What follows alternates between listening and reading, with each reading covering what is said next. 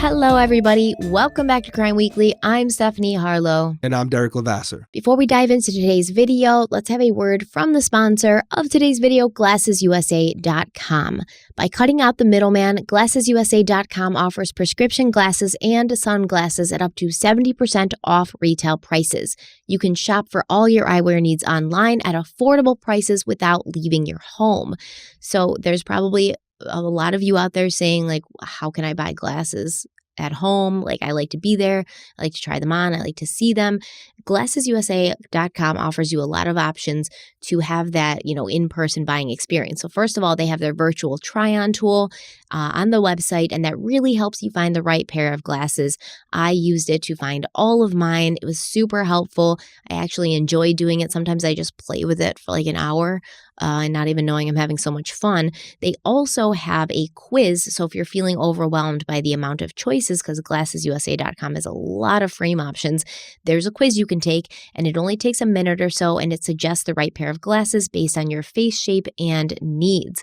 GlassesUSA.com offers over 9,000 styles of eyeglasses and sunglasses, including in-house brands like Muse and Amelia E, and designer brands like Ray-Ban, Oakley, Armani, Gucci, and many more. So for instance, I have a designer brand on right now. These frames are, I think, my favorite. I wear them all the time, but they're the Coach HC8078. I love them. I love the shape. I love the color. They go with anything I wear. But I also have other pairs of glasses from their in-house brands that I also love. These are the Muse Marlene in Tortoise.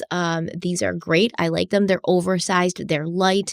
I see very well through them, and they're fashionable. Yeah, and for me, I'm wearing the Revel Dans, which you see me wear a lot. I also have the Revel Hendrys. These are basically the same frame, but a different color, the light blue color. And then finally, if it's sunny outside, I have the Revel Slaters. All the same frame. I like the way the frame fits my face. Obviously, these are for outside. If I wore them inside, I would expect someone to slap me. You can find every conceivable style and color, as well as specialty glasses. They've got sports glasses, safety glasses, glasses for kids, and more. And almost all pairs can be ordered with your prescription and or blue light blocking coating as well. A complete pair of eyeglasses and sunglasses starts at only $30, which is a steal. Basic prescription lenses are included with every frame, including premium brands such as Ray-Ban and Oakley, and you can add any type of prescription to almost any pair of frames, including sunglasses. Yeah, we love GlassesUSA.com. We think you will as well. So if you want to check it out, click the link in the description below. You can also find links to all the glasses we talked about today. So once again, thank you to GlassesUSA.com for sponsoring this week's episode. Let's dive into the case. And today we are diving into part 2 of the Aaron Hernandez series. Before we get started, we just want to remind you that we just recently launched our coffee company, a criminal coffee company. It is in pre-order stages now. So if you want to be the first to try any one of the 3, varieties? 3 varieties, roasts? There's 2 roasts and a blend. Yeah. If you want to be the first one to try any of these 3 or all 3, head over to criminalcoffeeco.com right now and get yourself on the pre-order list. We would really appreciate it, and we think you're going to love it. Yeah. If you've already pre-ordered, let us know down in the comments which bag you ordered. Maybe you ordered all 3. There is a bundle on there. By the way, the bundle, if you haven't noticed yet, if you buy the bundle, you save 10%. So might be the way to go. 10% is good. All right. So I'm just going to dive in from where we left off. I'm not going to do too much of a recap because if you haven't watched or listened to part 1, you're really going to need to do that. We covered a lot of context, a lot of texture to this story was gone over in the first, episode of this series. So go and listen or watch that first if you haven't already. We'll link it in the appropriate places. But where we are now, Aaron Hernandez is the big man on campus. He's part of one of the biggest teams in college football. He's living it up in sunny Florida. But behind the scenes, he's struggling with the death of his father, Dennis, and he's also missing home and contemplating whether or not he should return to Connecticut. But most of his team members and friends, they wouldn't have known this because Aaron was so good-natured and the life of the party. Now, on the evening of April 28th, 2007, a 17-year-old Aaron went to a popular bar on campus called The Swamp, along with his Gators teammate, Tim Tebow, and a new friend, Sean Young, who was a tennis player and the only one in the group who was old enough legally to order and drink alcohol. But as we discussed briefly in part 1, Small things like, the legal drinking age did not necessarily apply to you if you were a football player at the University of Florida. But as we also know, and as Dare kind of talked about in part one, Tim Tebow's always been or had this reputation to be very straight-laced. He's Christian. He's openly talked about his values. He's talked about remaining a virgin until marriage. He kneels down on the field to pray. He even wrote Bible verses in his eye black. So while at the bar, Aaron and Tim Tebow, they were drinking lemonade, but somehow Aaron managed to obtain and consume 2 drinks or 2 shots, which were allegedly supplied to him by a waitress. So it's very confusing what happened, but the way Aaron Hernandez would later tell it to the police is he was just sitting there and somebody sent drinks over to him. And he's like, oh, I'm this big time football player. Somebody's sending me drinks. Let me try it out. But he didn't like the way that the drinks tasted or the shots. So he poured them into his lemonade. And then he went on with his night.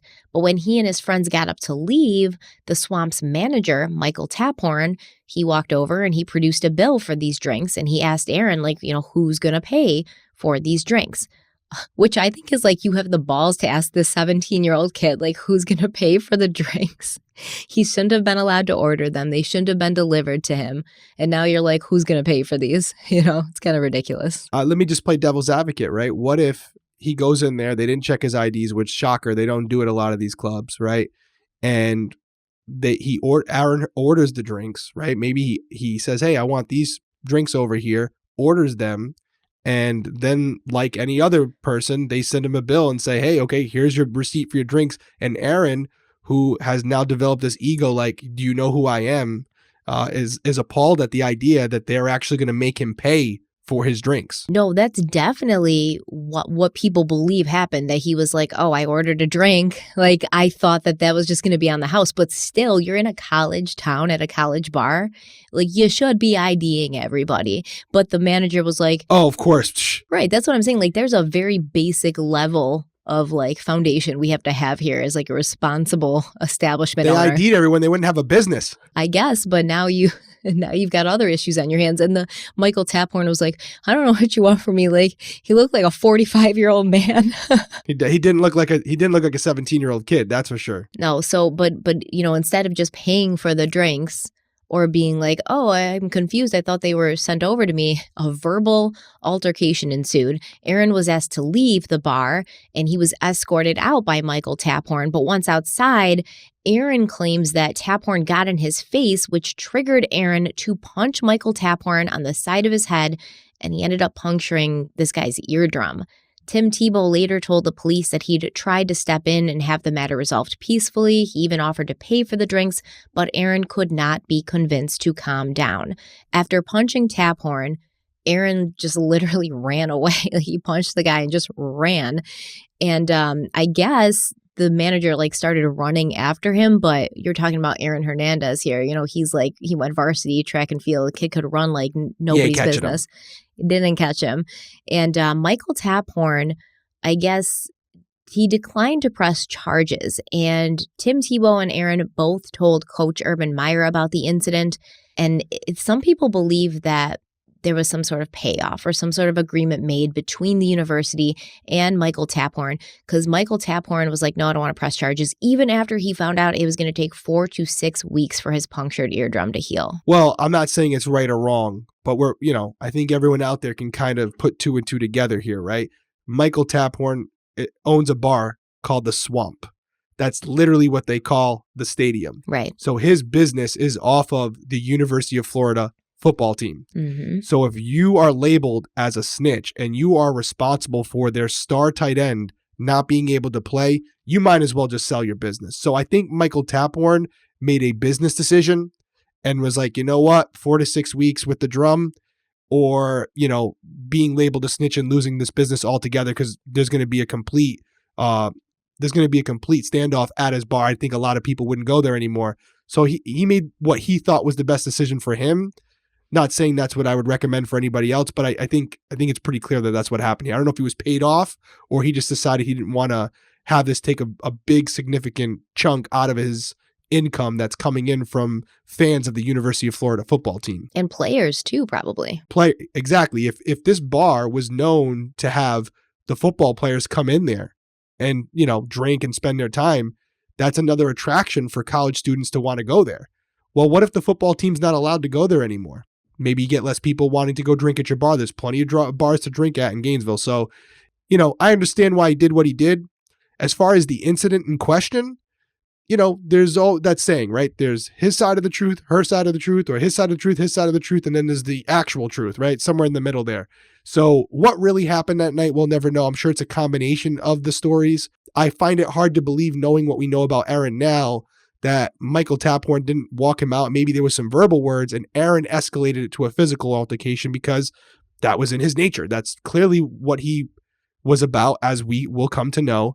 So it's not surprising if, for me to believe that Aaron initiated the physical assault on Michael, and Michael maybe responded to it, but, Michael doesn't have a history of murdering people. So, I'm going to go with Aaron as probably the aggressor. Fair enough.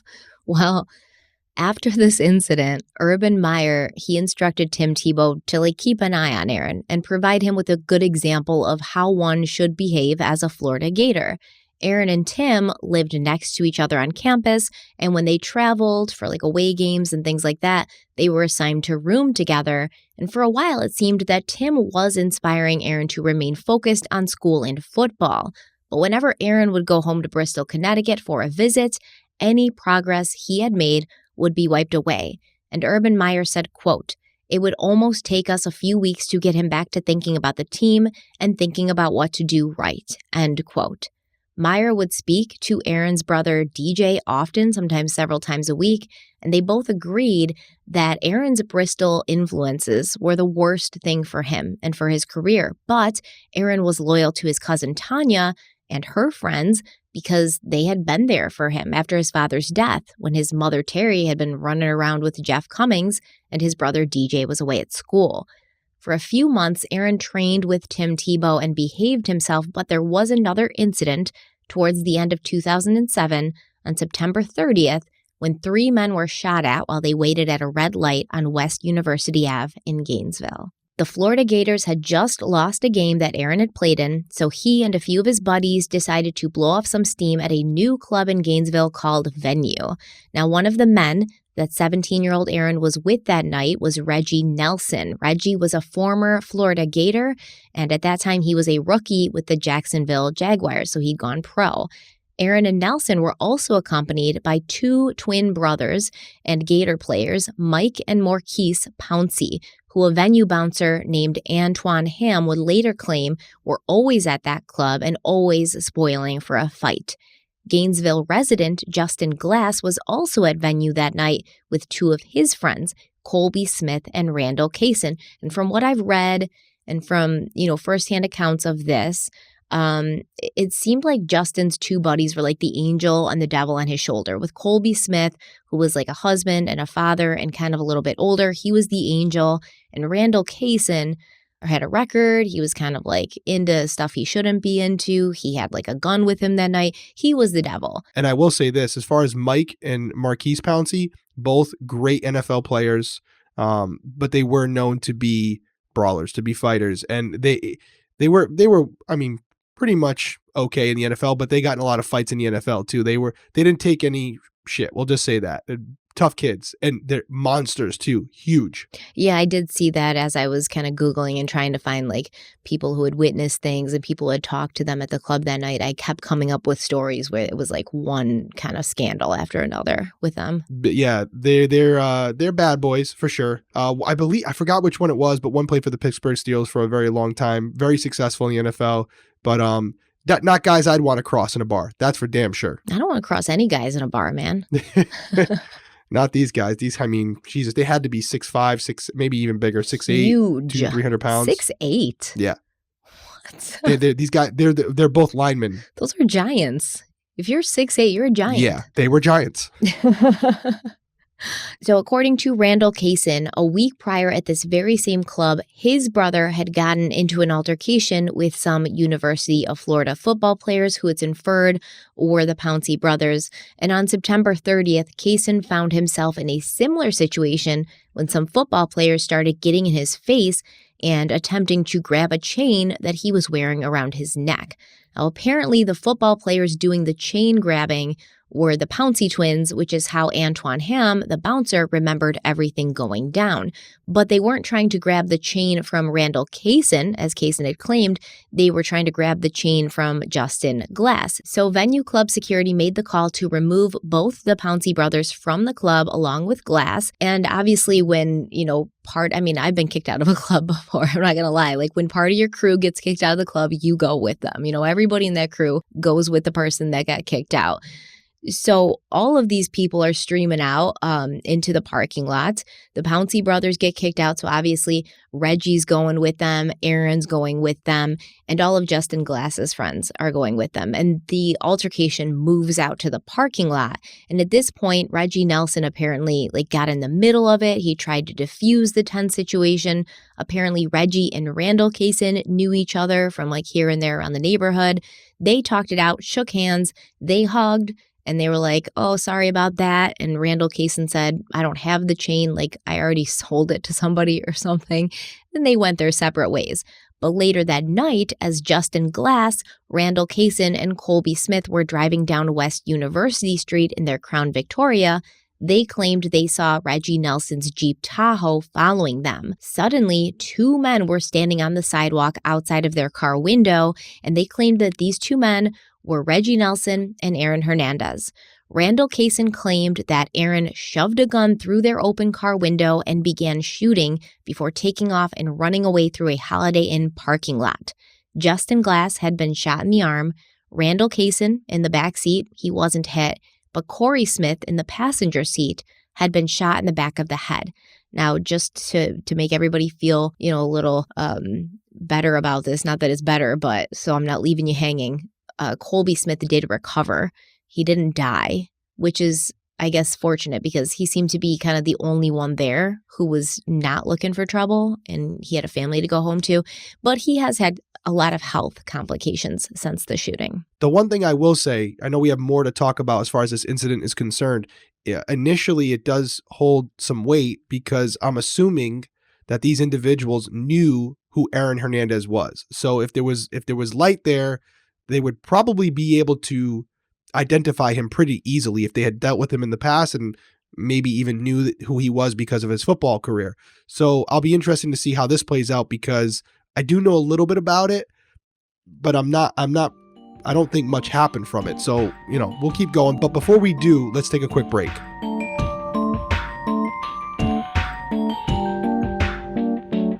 Do you want a new credit card, but you're not sure how to choose? You don't need to apply for the first offer you see in the mail. Credit Karma can help you zero in on the right option for you and apply with more confidence.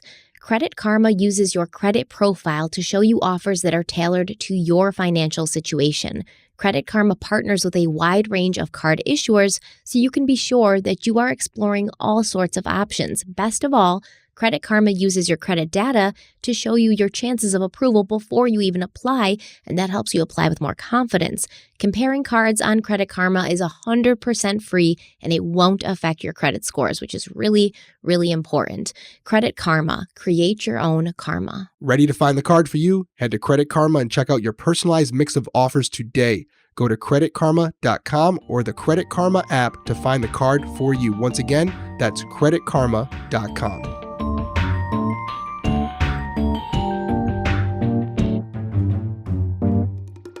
So Detective Patty Nixon of the Gainesville Police Department was called to the scene and then to the hospital to question the victims.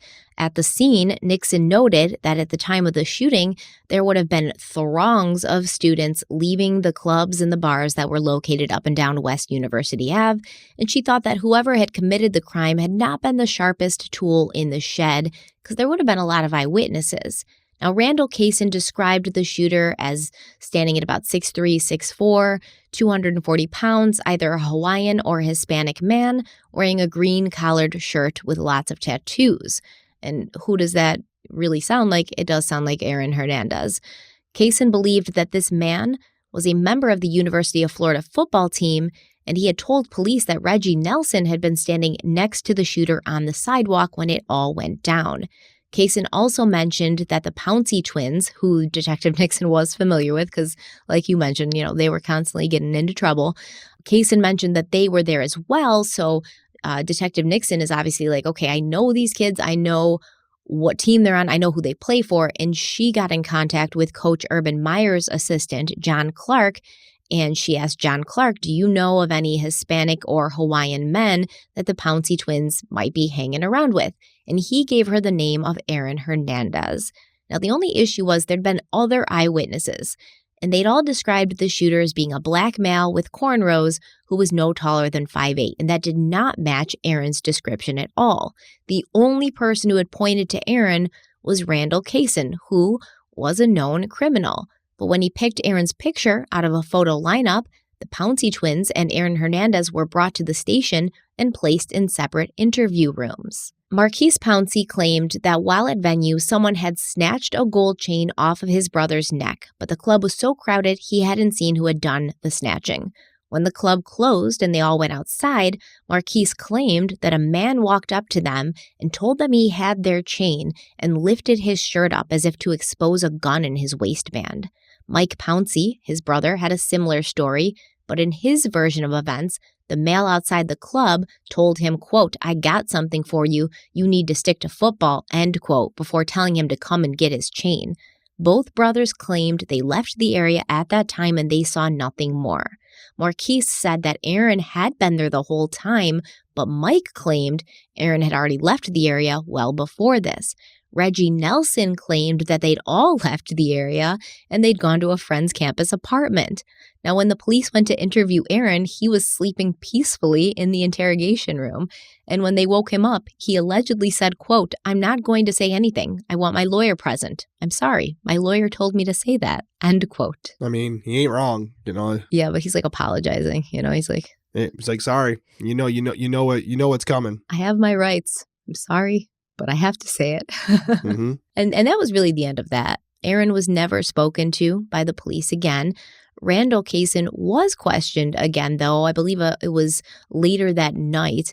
And at the time, he claimed he had just assumed it had been Aaron because Aaron had been at the club that night, but he hadn't actually seen anything because he had balled himself up in the back seat trying to avoid being shot. Now, at this point, the investigation reached a dead end, with the only witness who had claimed that Aaron was the shooter retracting that statement. But now that we know what we know, it does make you wonder, especially given, a later double homicide that Aaron would be allegedly involved in, very similar kind of MO. And you mentioned earlier, and we talked a little bit more off camera about it, that there was some possible gang affiliations with Aaron Hernandez. So if the right people were to threaten Randall Kaysen and be like, shut your mouth, don't point your fingers at people you don't want to be pointing fingers at, he might retract his statement and, understand that to stay alive on the streets, you got to have the right friends and not make the wrong enemies. Right. Absolutely plausible. And I will say this because I've been very hard on Aaron. Do I think he committed this crime? Honestly, I don't know. So I'm not going to even speculate. But I will say, knowing what we know about the incident from Mike and Marquise, this is a situation that I believe would infuriate Aaron. Aaron was someone who had the world in his hands, had his whole life in front of him, but he still kind of operated under this code of like a gang member where like respect was number one. It didn't matter how much money you had. It didn't matter about any of that. It was all about respect. And sometimes to gain respect, you had to instill fear. And something like taking someone's chain, especially amongst people who are affiliated with gangs, is the ultimate sign of disrespect. So if Aaron had been there when someone that he cares about, one of his teammates, were disrespected in that way, would that be something where Aaron would feel a need to retaliate? Very possible. But as far as, what we know here, they're saying that it wasn't him now, and that maybe they just thought it was him. So you got to give the benefit of the doubt if that's what they're saying. Although I think we all agree, it could go either way. If this guy came back out tomorrow and said, you know what, I retracted my statement because I had some outside pressure, would anybody be surprised at this point? I don't think so. No, and I mean, I feel like it was definitely somebody who was involved with what happened at the club, right? Because they never figured out who did it. With all those witnesses, they were never able to find out who had actually done this shooting. And that's crazy to me. I mean, there's surveillance all over that place. There's, like she said, thousands of kids streaming in and out of bars. People saw it. It was definitely somebody, I think, that was involved with their group. It just will always be a mystery as to who that was. Always will be a mystery. It probably will remain that way because obviously Aaron's no longer with us. So at this point, what would this person have to gain by coming forward? Nothing. Well, going into the 2008 season, the Gators tight end Cornelius Ingram tore his ACL at training camp, and this allowed Aaron to get some playtime on the field as a freshman, even though from conversations with his brother, he didn't feel like he was getting enough playtime. In fact, DJ talks about this in his book, how Aaron was calling him, and he's like, I only was able to play like 6 minutes during this game. Oh, should I come home? Should I play for UConn? Because right now, Aaron, it's very similar. It's a story as old as time. A very, very good high school player goes to college and they become a small fish in a big pond. And suddenly they're like, oh shit, like I'm not the best thing that ever happened to this sport. There's other people who are just as good, if not a little bit better than me, because they've been doing this longer and they've been on the team for a couple of years and they've all worked together, this team, for a couple of years, whereas I'm a newcomer and I have to kind of put my time in before I'm starting.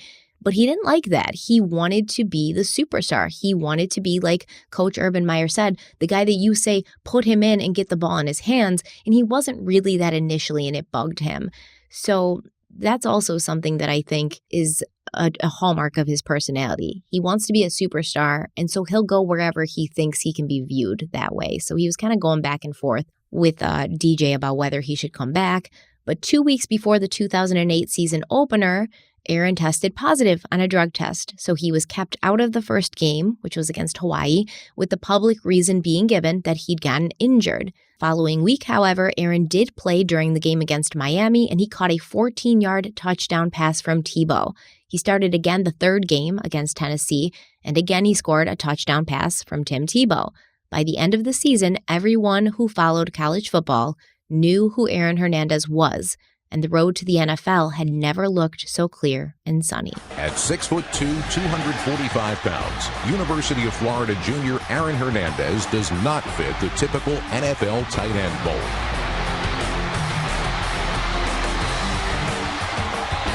However, what he lacks in size, he makes up for with athleticism and route running. In 2009, the former Gator was impressive, leading all tight ends in catches with 68.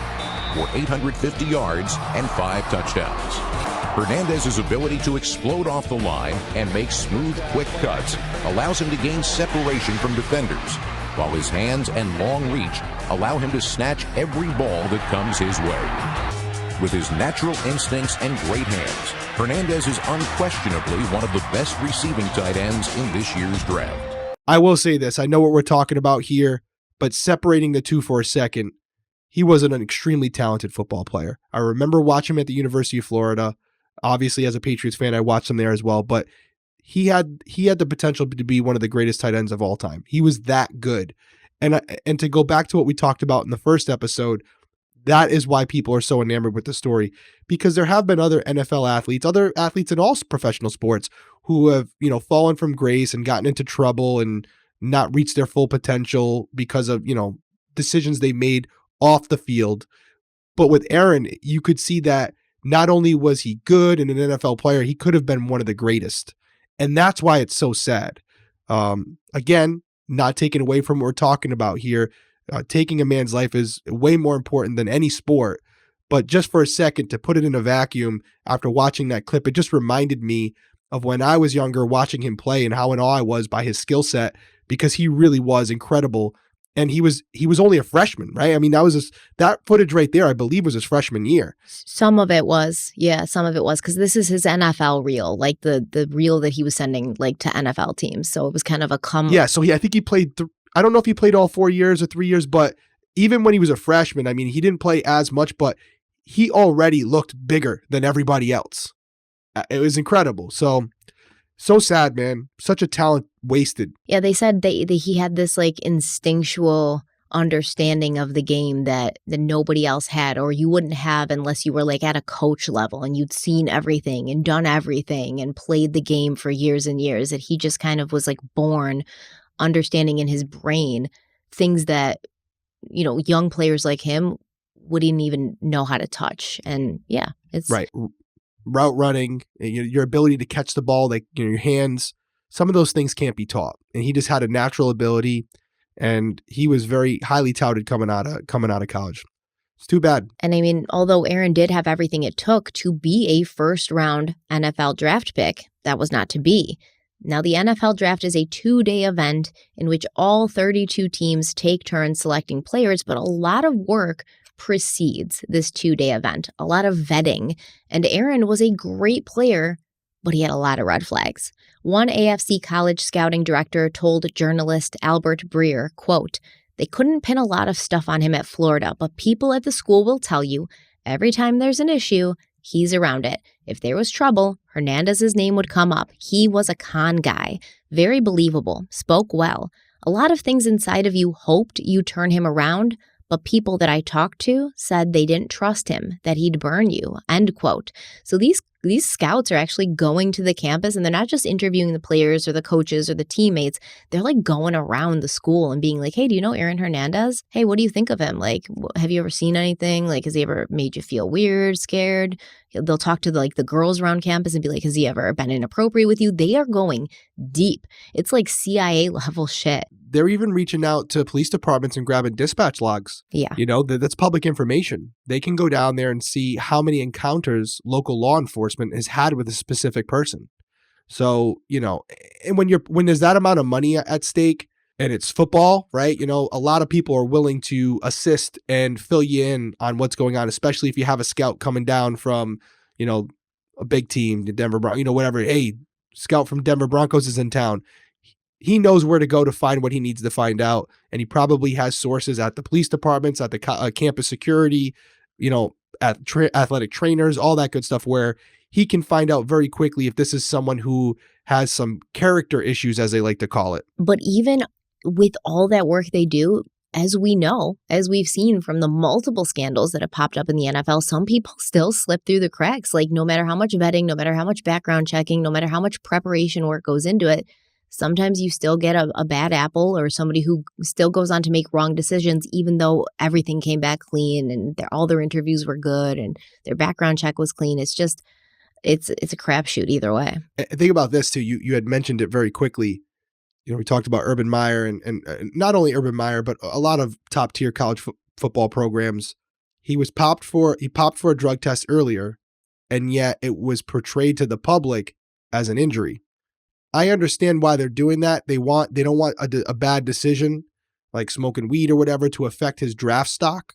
But you have to look at it in a bigger context. It's enabling them because they now feel that they can do things and that the team will cover for them.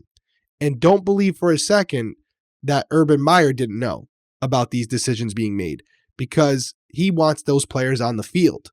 And if they're getting popped for drug tests, that might inhibit their ability to get out there. So everyone's in on it. And that's why when the scouts come there, they'll talk to the coaches and stuff like that.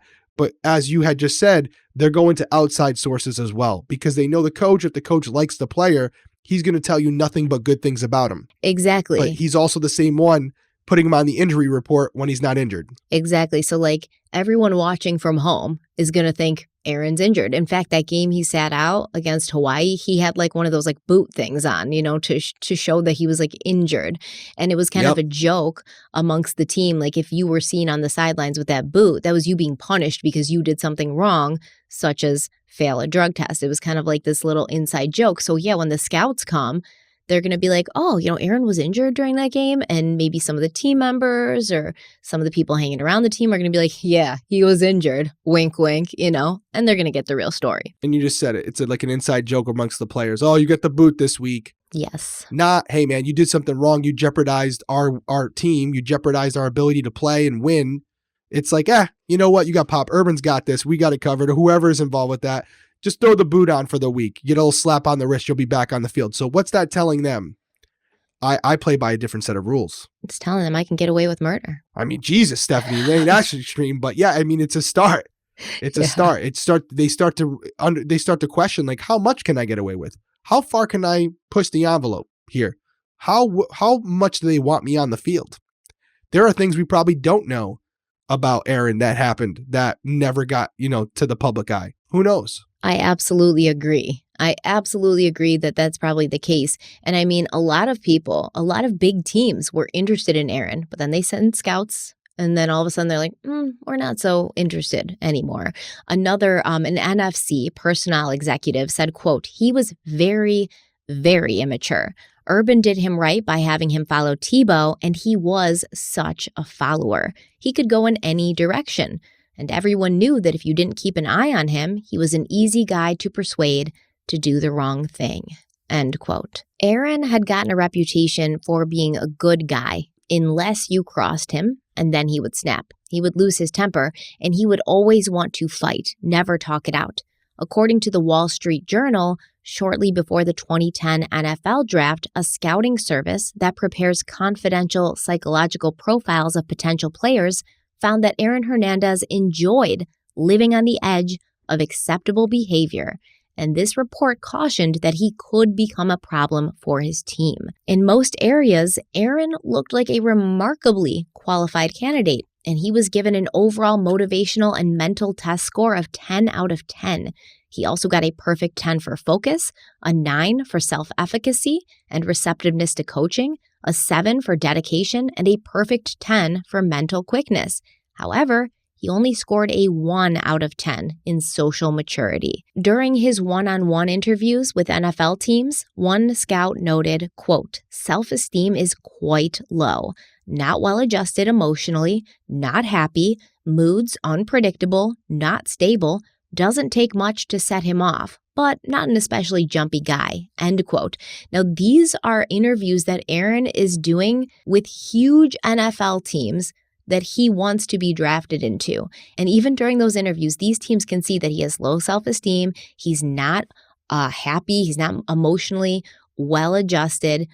They said it doesn't take much to set him off. So he wasn't even in control of himself enough to keep it together for those interviews, which you would think would be the one time of your career that you'd want to at least try to seem even-keeled, right? Yeah, at least fake it. Aaron also admitted during these interviews that he did consume marijuana, citing his background and the area he had grown up in as the main reason.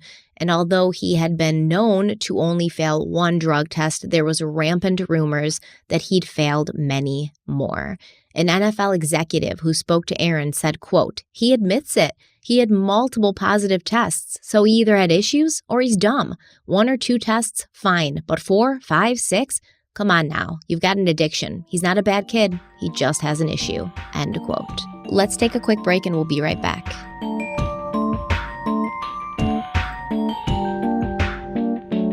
For most of us, learning a second language in high school or college wasn't exactly a high point in our academic careers. I took French in high school and Italian in college, and I loved my teachers, I loved my professor, but it was just difficult. I'm more of a hands-on person. I can't just sit in a classroom setting and learn that way. Now, thanks to Babbel, the language learning app that sold more than 10 million subscriptions, there's an addictively fun and easy way to learn a new language, whether you'll be traveling abroad, connecting in a deeper way with family, or if you just have some free time. Babbel teaches bite-sized language lessons that you'll actually use in the real world. So I've actually been learning 2 languages with Babbel because it's that easy and it's that quick that I feel like I can learn these 2 languages simultaneously. I'm learning French and Spanish. I'm giving French another try, but I'm also giving Spanish a shot because I love my Spanish soap operas. Babbel's 15-minute lessons makes it the perfect way to learn a new language on the go. Now, other language learning apps use AI for their lesson plans, but Babbel's lessons were created by over 100 language experts. Their teaching method has been scientifically proven to be effective, and with Babbel, you can choose from 14 different languages, including Spanish, French, Italian, and German. Plus, Babbel's speech recognition technology helps you to improve your pronunciation and accent. There are so many ways to learn with Babbel. In addition to lessons, you can access podcasts, games. The games are really fun. I know I say this every time, but they are really fun and they're really helpful. They also have videos, stories, and even live classes. Plus, it comes with a 20-day money-back guarantee. So start your new language learning journey today with Babbel, and Derek's going to tell you how. Right now, save up to 60% off your subscription when you go to babbel.com/crimeweekly. That's babbel.com/crimeweekly for up to 60% off your subscription. Babbel, language for life.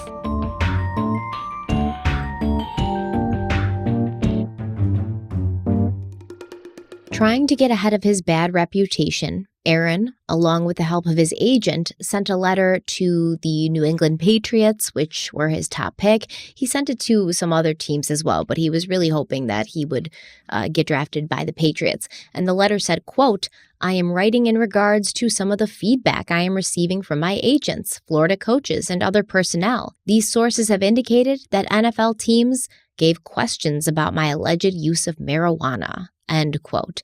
Aaron, to set their minds at ease, he promised that he would consent to bi-weekly drug tests throughout his rookie season.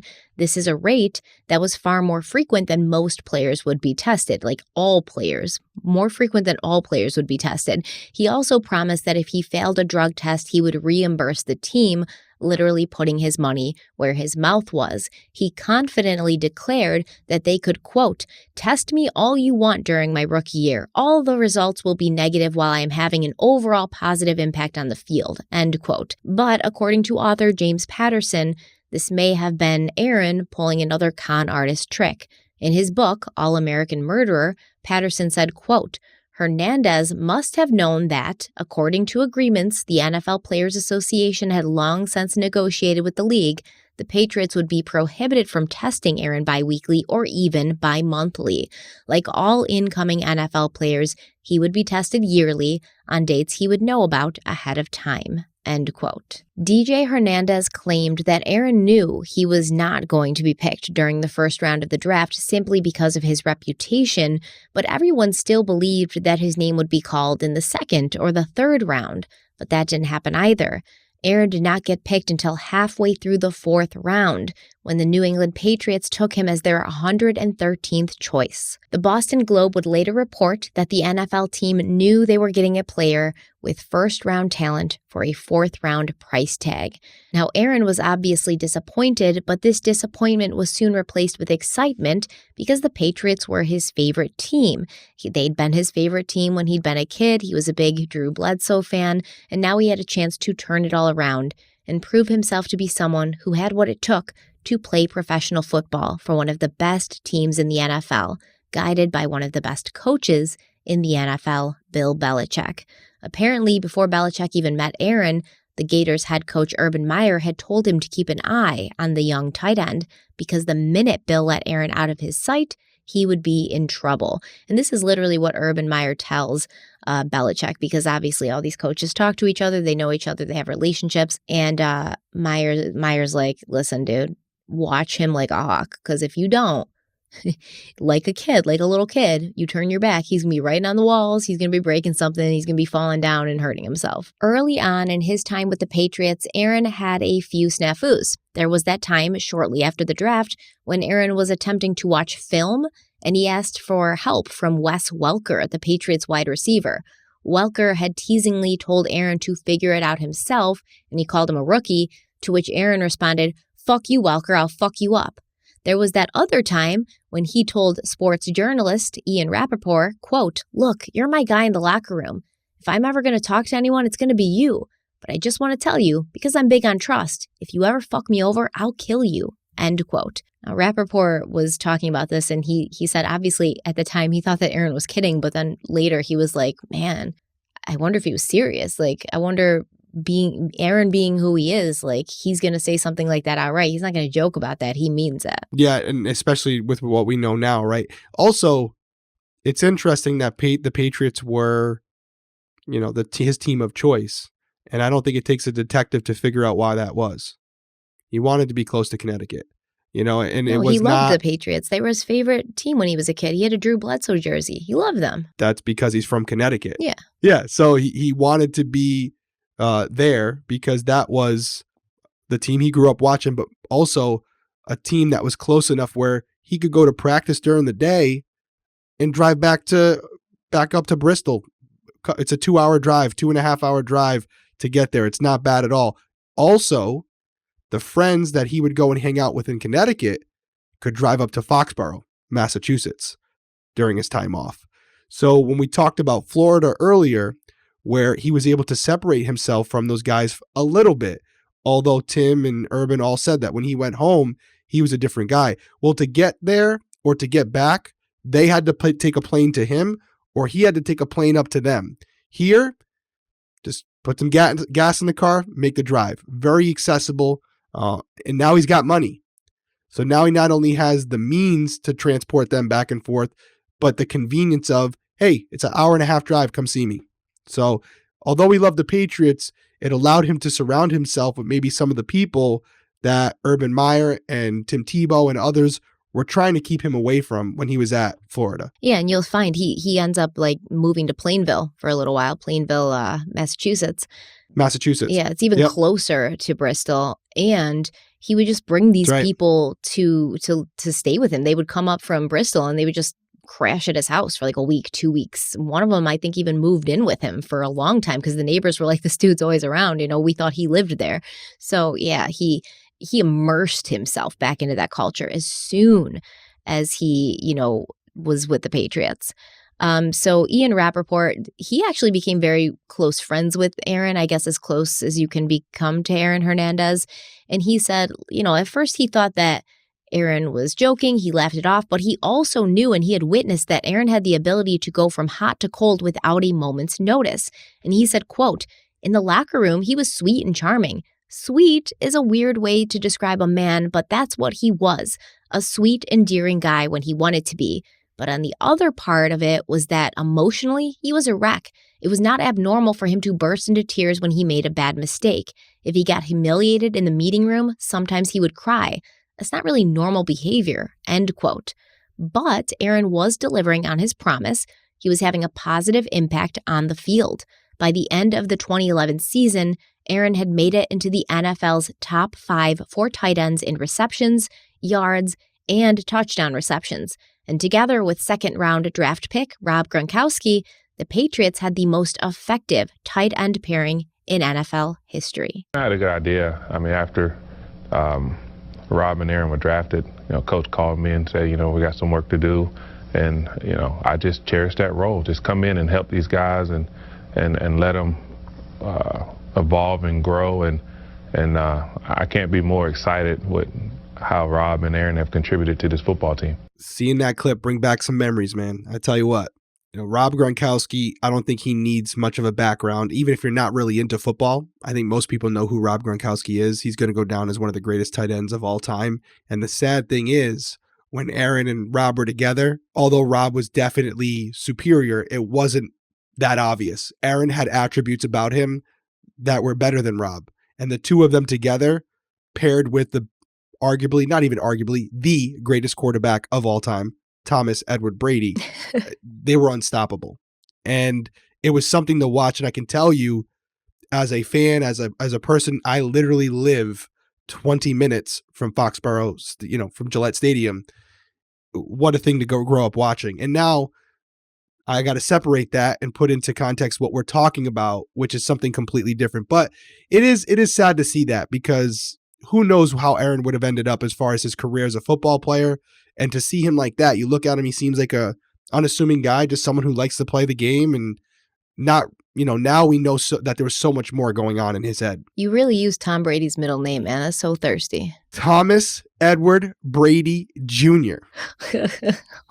Okay? The GOAT. I'm ashamed for you. You shouldn't be. I know. You're kind of like with Tom Brady the way I am with Taylor Swift, so I get it. Listen. I don't know her middle name, though. I don't know if you remember this, but the man who sized my earbuds, Derek, I could never ever forget. Use the same equipment that he used to size my head. He used it a couple weeks before that on Tom Brady's head. So technically, I guess me and Tom Brady are like family. Yeah, if you want to, just put it that way. So Tom, miss you, bud. I'll see you at the cookout. You called me and you were excited like a little kid on Christmas. So how could I ever forget that story?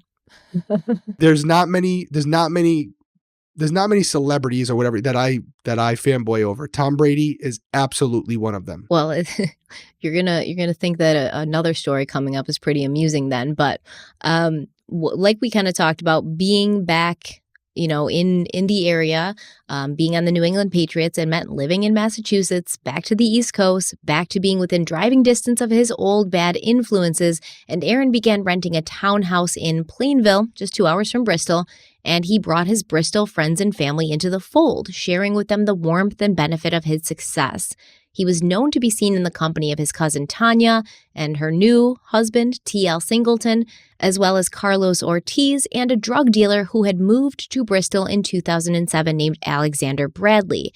Bradley said that he had first met Aaron through a mutual friend, Daquan Brooks, when Aaron was finishing up college in Florida and getting ready to be drafted into the NFL.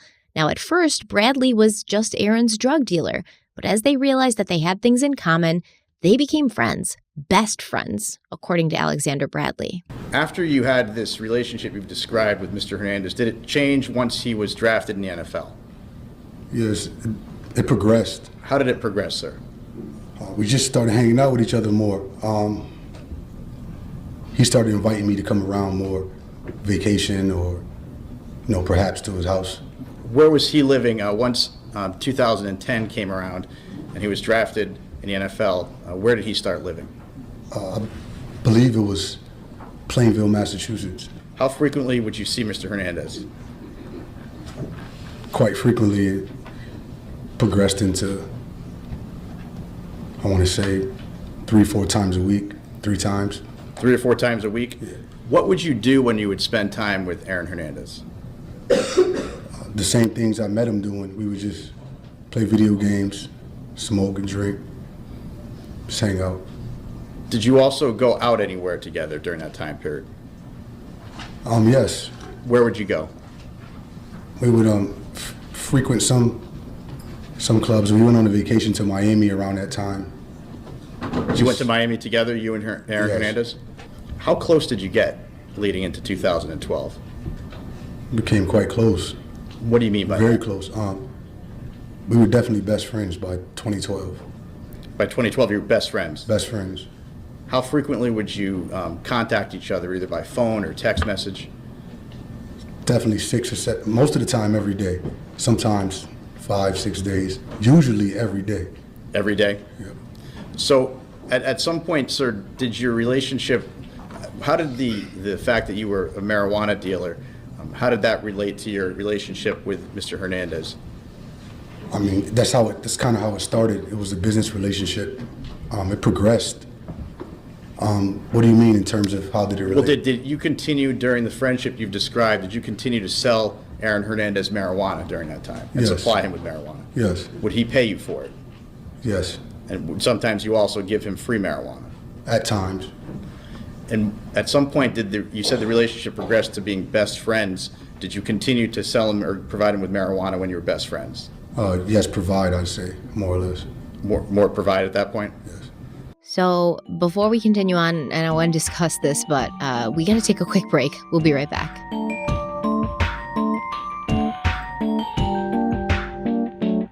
It was a night like any other. We ate some dinner, we chatted for a bit about school and work. Everything seemed normal, and then suddenly I was gone. But nobody needed to worry. I was just off scoring some quality time with best fiends. Others may wonder about your mysterious disappearances, but if you're having as much fun with best fiends as I am, it's no secret why you sneak off to play. I really love Best Fiends because it's so easy. It's easy to take a quick break in the middle of the day. I love Match 3 games, and Best Fiends is a free-to-download Match 3 casual mobile puzzle game. I really can't put it down. They already have over 100 million downloads, so it's clearly a very popular game, and I can see why. It's slightly challenging, it's relaxing, and it doesn't take a lot of commitment from you during the day. Best Fiends has thousands of exciting levels for new adventures and challenges every time you play. And there's these little characters, they're called Fiends. There's dozens of unique Fiends to collect, and it adds this cute little extra element to the game. So you can customize your team of Fiends to defeat menacing slugs. You can also power up your favorite Fiends to new levels for even more powerful skills and watch them transform as they get stronger. Best Fiends also offers offline play, which a lot of games don't, so I really appreciate that. So you're never going to be stranded without the fun of having the game, even if you lose your internet connection or if you're on a plane like Derek and I are about to be in a day or so. But there's also brand new events and challenges that pop up all year round. You can follow them on Facebook to see when those events are happening. And with those events, you're always going to get a chance to earn exclusive in-game items, characters, and rewards. Download your favorite getaway, Best Fiends, for free today on the App Store or Google Play. You'll even get $5 off of in-game rewards when you reach level 5. That's friends without the R. Best Fiends.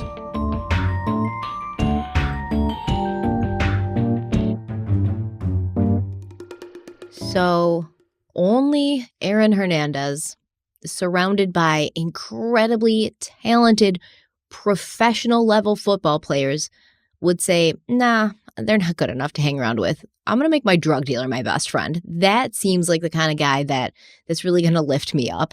Besties with the drug dealer. And like, don't get me wrong, I think Alexander Bradley is hilarious. In fact, he's given me some of the best moments of this trial. From Alexander Bradley, they've come from him. He's hilarious. He cracks me up, and he seems like a kind of no-nonsense guy. But you're an NFL player now, and this is who you choose to associate with. Like best friends, every day seeing each other, every day talking to each other. He brought him to like Miami. They would go to Tootsie's, which is a strip club. They're going all over the place. They're hanging out in Boston nightclubs all the time.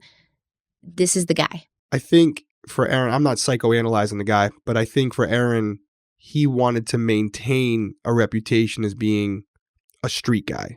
You know, although he was a multimillionaire and he was not a street guy anymore. At the core, he was still with the streets, and he wanted to hang out with his counterparts who were also very street.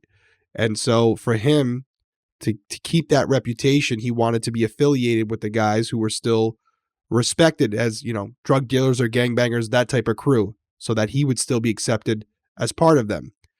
And so for them, those types of individuals doing drugs, playing video games, going out to strip clubs, doing those types of things, that's what they're doing. Unfortunately for Aaron, that's not what the top tier NFL players are doing. That's not what the guys who are serious about their NFL career are doing. They're in the gym. They're eating the right foods. They're going to bed at a reasonable time. They're not doing drugs. Aaron wants no part of that. And fortunately for Aaron, he was so damn talented, he could do all that extracurricular activity and still compete with the best of them. So it really makes you wonder, imagine if he was doing the right things, putting the right food in his body, working out consistently, sleeping, you know, at good hours of the night, not hanging around with these type of people. How good could he have been? How great would he have been at the end of his career? Hall of Famer? Probably. And yet we'll never know. So it felt like he thought maybe he was kind of like a rapper, you know, like, oh, you know, I'm still hanging out with the guys from the streets, from my hometown. I'm humble. I'm not too big for them. But he wasn't like Biggie. He wasn't Tupac. He wasn't in that rapper lifestyle. When you're a rapper, you can do that still, because that's kind of still the lifestyle. Like you're going out to clubs, and that's part of the being a rapper thing, and you're staying up late in the recording studios, smoking blunts and stuff, and that's part of the rapper thing. You don't need to be this like incredibly well-calibrated athlete in order to put down some sick beats, you know? And that's where I think a lot of people don't understand why he went that way. He had the wrong mindset, and he saw himself as like this, well, the rappers get big and they still keep their old friends, and they have their crew and they have their entourage around them. And, you know, some movie stars like Mark Wahlberg always had his old entourage around him, but you're not Mark Wahlberg, you're not Biggie, and you're not Tupac.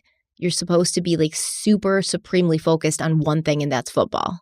your life, the thing that's paying your bills. Only thing I took from that is you going, you got to put down some sick beats. Some sick beats, man. You lost me after that. I was trying to keep it together. You know, you got to do that to put down the sick beats. Did I sound like that, dude? You know that meme where it's like, hello, friend, hello, kid, high school. You got the like hat back, you know, the hat on backwards and stuff. That was you right there. Come on, man. Let's put down some sick beats. I'm ready to put down some sick beats. Just keep making my voice sound dumber every time you repeat it. You do that to me all the time. I know I do. On recording and off recording. Yes.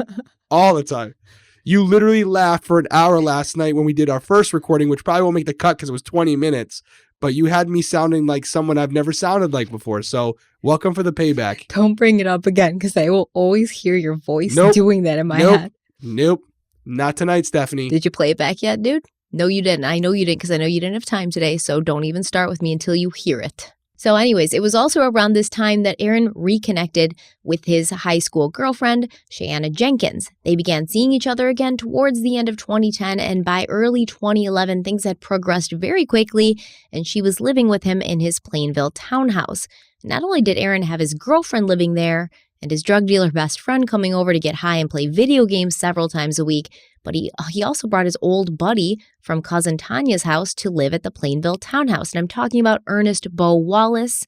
Once again, this is one of the individuals who will be tied to the death of Odin Lloyd. Neighbor Chris Mangillo would often see Aaron and Ernest pull up to the apartments around 4 p.m. and they would sit in Ernest's white Suburban and drink beer, or they would sit out on the small balcony and drink beer. And on April 30th, 2011, law enforcement responded to a fight in front of the townhouse. And the report states that a high school friend of Aaron's had been pulled over earlier that evening after driving Aaron home from a Boston bar. The driver was weaving in and out of lanes and traveling 120 miles per hour in a work zone on a highway that had a speed limit of 55 miles per hour. The Massachusetts state trooper who pulled the car over did not arrest the driver because he recognized Aaron Hernandez in the passenger seat. Later, when the fight broke out and the Plainville Police Department arrived, that officer also recognized Aaron and no arrests were made. He just told Aaron and the other individual to go back inside. Aaron was a regular at the Boston nightclubs, and Jeffrey London, the VIP host at Cure Lounge and Rumor nightclub, remembered that although Aaron and, whoever he was with always got ushered in past the line and, let in without a charge, Aaron didn't like to hang out in the VIP section or order expensive bottle service. Aaron preferred to be in the main area of the club, but if he was approached by fans, he would be very standoffish and he would not want to take pictures with them. London remembered that Aaron made it very clear he wanted to be left alone, and on one occasion, London had to talk Aaron down after he was approached by another club goer. And Aaron was never there with his fellow Patriots team members. He was always there with, Alexander Bradley pretty much. Every time he went out, he was with Alexander Bradley, who was always at his side. Aaron Hernandez began living a double life. During the day, he was hard at work at practice, and at night, he was hanging out with criminals. On January 14th, 2012, Aaron's brother DJ watched Aaron help the Patriots win a game against the Denver Broncos. Afterwards, the two brothers got into Aaron's SUV with a couple of Aaron's buddies, but DJ was surprised when Aaron decided that he wanted to drive that night because usually Aaron preferred to let other people do the driving.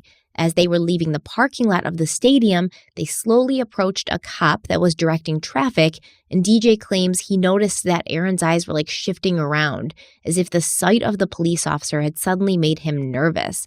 Aaron, without warning, slammed his foot on the gas and peeled out of the parking lot into incoming traffic, narrowly missing this police officer who was directing traffic. DJ said the police officer jumped in his cruiser and began pursuing them. And DJ was like, "Stop, what are you doing? Pull over, he's following us." But Aaron said nothing. He was completely silent and he just went faster, while one of the friends who was with him in the back seat laughed because I guess he thought this was just hilarious. DJ said that during this whole time, Aaron was completely silent. Eventually, he took a sharp turn before coming to a stop behind a dark storage unit. And the cop didn't see them pull in, I guess, and they watched as the lights of the police cruiser shot by. And then Aaron just calmly put the car back into drive and silently drove the rest of the way home. And DJ remembered wondering what the hell was going on with his brother. What a difference between the two personalities, right? You have Aaron's family who's telling him to stop, to do the right thing. And then you have his sidekick, who he shouldn't be hanging around, essentially enabling him and condoning it, laughing about it. So those are the people that Aaron's hanging out with on a daily basis, not DJ. And so it gives you a little bit of an insight into what is going on behind closed doors. This is just one thing he's doing in front of his brother DJ. Imagine what he's doing when DJ's not around. And it tells you something, like there's this level of paranoia that's coming. Like, why speed out of the parking like that in front of the cop? Like, why would you even do that? Why make that decision? Did you do it because you were nervous? Did you do it just to see what the hell happened? Did you do it because you felt like you wanted to be a part of a police chase that night? Who knows? There's no logical reason to do it. Therefore, there's no way to find out why he did it. My guess is that Aaron was holding something, maybe a firearm, narcotics. He had something on him where he didn't want to be stopped by police because he knew if they stopped him and they searched the vehicle, he was in trouble and he has millions of dollars on the line. So my guess would be that the reason he basically got into a high-speed pursuit with the police was because he had something to hide that he didn't want them to find. Yeah, that makes a lot of sense. And I mean, we know that we hear from different sources that he was sometimes carrying a gun. He always had marijuana on him, always. They said he chain smoked all day long. So yeah, he probably definitely had something on him. And I know for a fact that when you're very, very, very high, you're very, very, very paranoid. Like there's a point of being high where it's no longer fun. And you're just constantly worried. I mean, you will be stressed out. You'll think your dog's looking at you like he wants to try something, and you'll be like, what the fuck are you looking at, man? Stop looking at me. And it's just, it's not a great state to be in. He shouldn't have been driving in that state. And, I'm not sure what he was doing, but DJ saw the red flags. DJ saw the warnings. But at that point, there was nothing he could do to rein Aaron in. Now, when these confrontations with the dog happen, do you have an argument with said dog? Or again, I know you're just speaking hypotheticals here, but is there a conversation that happens with the dog to de-escalate the situation? It's more of like a one-sided conversation, like he's looking at you and you're like, stop looking at me. And then you watch the TV again, then you look back and you're like, yo, I told you, stop looking at me. Don't try me, man. Don't test me. I'm not going to ask you again. So you've heard. Yeah. It can go on for hours sometimes. It's very stressful. Anyways, 3 weeks later, DJ was back in the stands to witness Aaron playing in his first ever Super Bowl on February 5th, 2012 in Indianapolis. Huge moment in any young football player's life, right? And this is like Aaron scored a touchdown in the third quarter of this game. I forget exactly how old he was. I believe he was like 22 or 23. He was young. He's scoring touchdowns in a Super Bowl before the age of 25. But even though he played well, the Patriots lost to the Giants 21-17. And this was heartbreaking for Aaron. It seemed like Aaron was having trouble keeping his happy-go-lucky mask on, and everyone started to notice that he was becoming considerably more on edge and paranoid. The Patriots wide receiver Brandon Lloyd had been warned about Aaron before meeting him in 2012. Lloyd soon found out for himself that the warning had been warranted, and he told USA Today, quote, there would be swings where he would be the most hyper-masculine, aggressive individual in the room, where he would be ready to fight somebody in fits of rage, or he'd be the most sensitive person in the room, talking about cuddling with his mother, or he'd ask me, do you think I'm good enough to play? So we had these moments where we did get along well, but there was also these moments where he was ready to rage out on other players in the locker room, and it was these ups and downs that were constantly happening during the year, end quote. Aaron even lost his shit on your hero, your bestie, Tom Brady. Apparently, Aaron had to sit out a game because he was injured. Injured in quotations. I don't know if he's really injured. And the rest of the team was in the locker room. They're getting ready for the game. They're getting in the right headspace, trying to get focused. And Aaron came strolling through. He was being loud, cracking jokes, wearing flip-flops, acting like a damn fool. And Tom basically told him, he said, shut the fuck up and get the fuck out of here. That's what he said. And Aaron's smile was replaced by a mask of rage. And he just went crazy. He was screaming. He was yelling. He just lost it. Yeah, but you know what? You didn't touch him. That we know. That would have been career ending. So he's got enough self-control. He would have been on the free agency list the next day. So he's got enough self-control to not punch Tom Brady in the side of the head. What does that tell you? Tells you how much of a goat Tom Brady is, because it's like even that guy who's as crazy as he is, He draws a line at touching Tom Brady. No, See it what I'm saying tells you that depending on who you are, Aaron can control himself. But if he sees you as below him, he doesn't feel that he needs to. And most people he sees as below him, but with the aura around Tom Brady, he's godlike. He wasn't even going to try it. Yeah. Even Alexander Bradley testified that Aaron was behaving in a way that surprised him. Bradley said that Aaron didn't like when people stared at him when they went out. He acted in a manner like a tough guy all the time. Like, is the way I would explain it. He didn't really like people staring at him.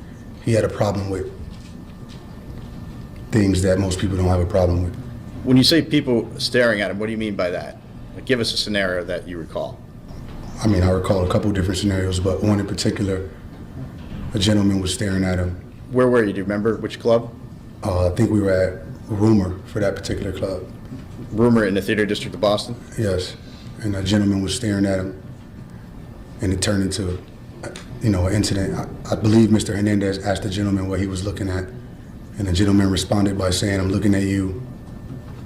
And what happened after that?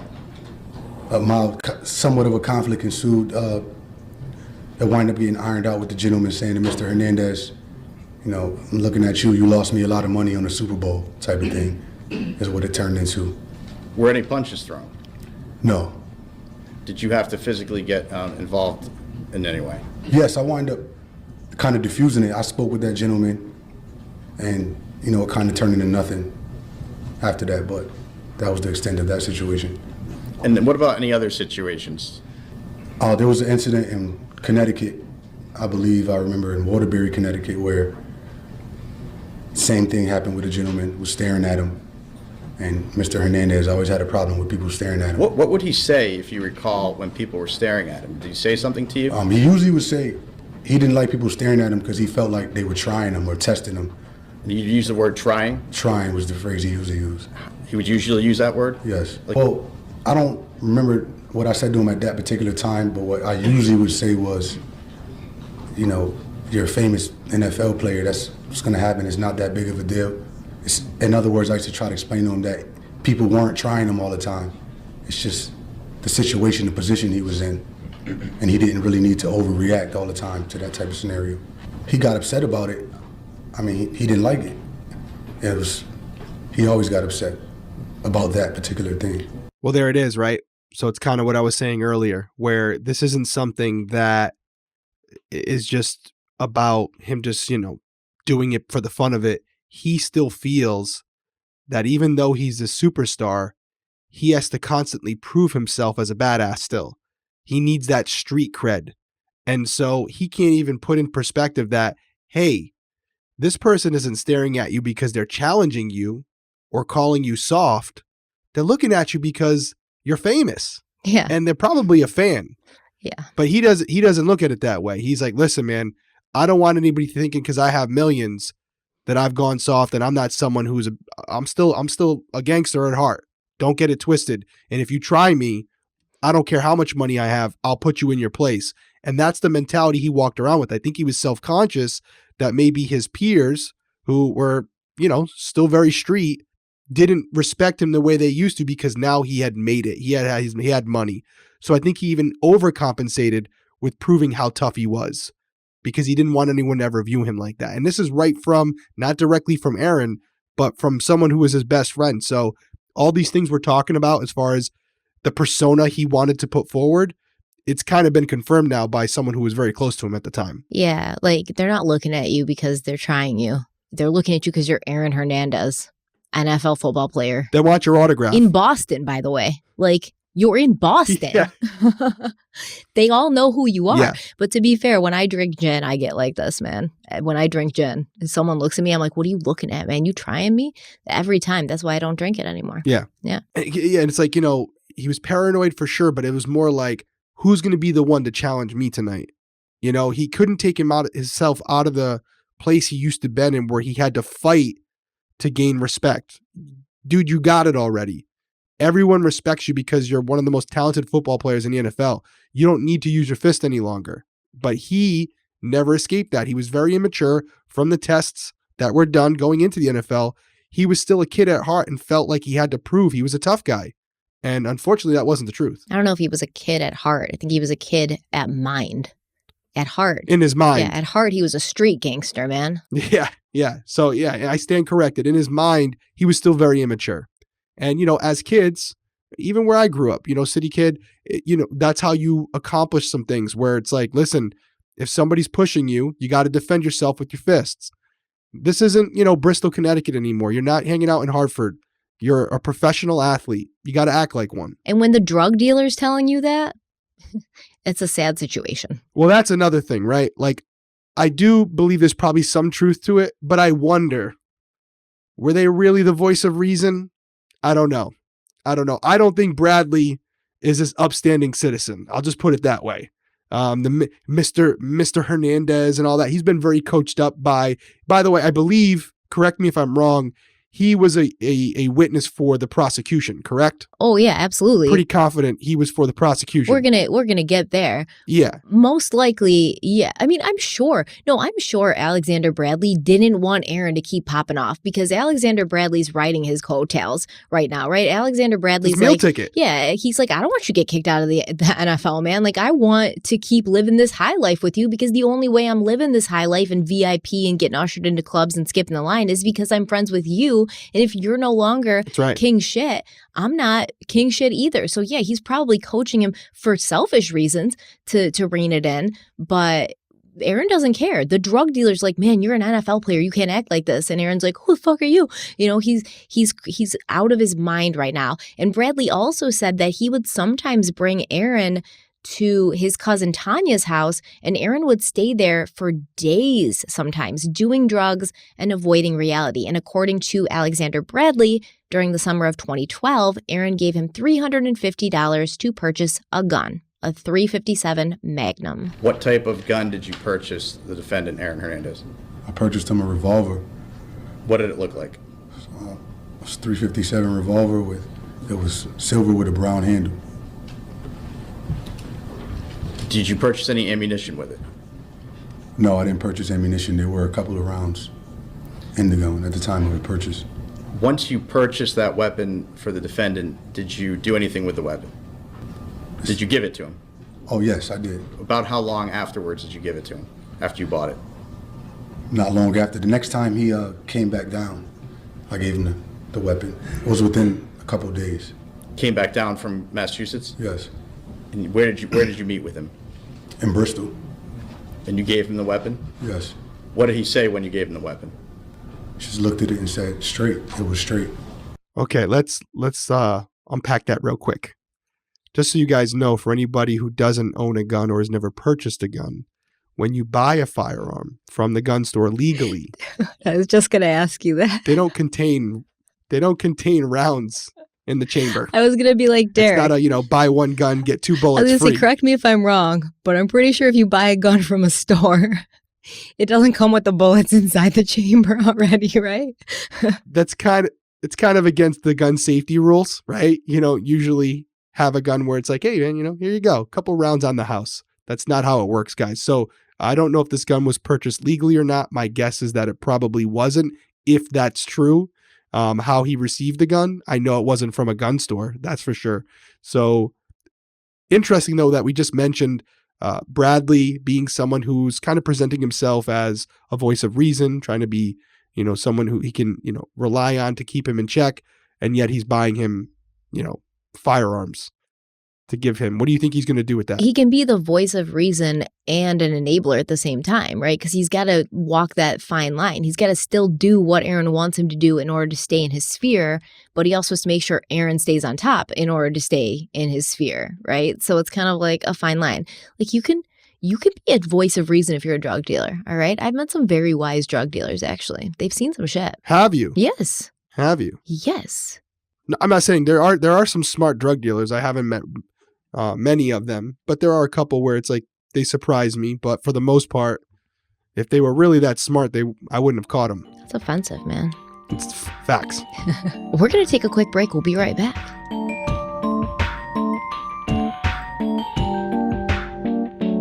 Did you know that in the last year, rates of anxiety and depression have doubled in the U.S.? These days, it can take weeks to get a traditional therapy appointment. In fact, I can tell you from personal experience, it can take much longer. There was a point where I was trying for months, and I talked to several different therapists on the phone, psychologists, psychiatrists, everybody, and they were like, "We're so sorry. We wish we could help you. We wish we could even give you the name of somebody who could help you." But the past couple of years have taken a toll on people, and we're up to our ears in patients. So there has to be a better way, and there is. Cerebral is an online mental health service that offers prescription medication, counseling, and therapy for anxiety, depression, ADHD, insomnia, and more. Cerebral is one of the few services that provides prescription medication online through a licensed provider and ships that medication straight to your door so you can skip the pharmacy lines. With the Cerebral mobile app, it's like having your personal care team wherever you are. You can message your care team and access self-care resources whenever you want and wherever you are. You can connect with your counselor and therapist on your own schedule through your laptop or the Cerebral mobile app, and you can schedule sessions based on what's most convenient for you. You don't have to wait weeks or months to be seen, and 80% of members see a provider within 5 days. That's amazing.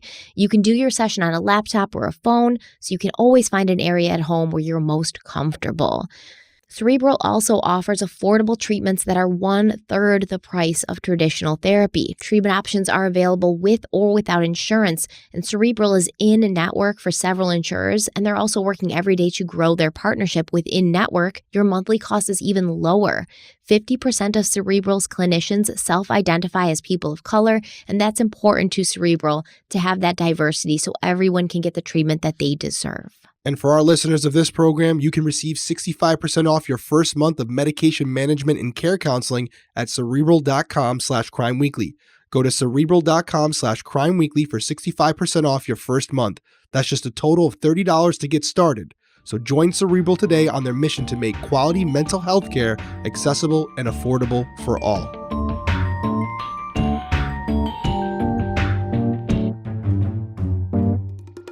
All right, so that brings us to July 16th, 2012, the date that 2 men were shot to death in Boston's South End. Now, keep in mind, Aaron Hernandez was not connected to this crime until after he'd been arrested for the murder of Odin Lloyd. The investigation into Odin's death had brought law enforcement to the Bristol home of Aaron's cousin, Tanya Singleton.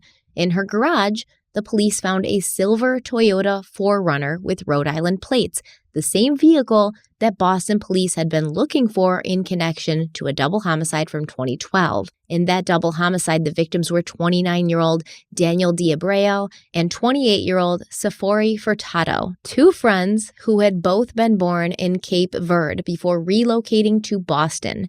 Safori Furtado had been in the United States for less than a year, and he was working overnights cleaning offices with one of his cousins.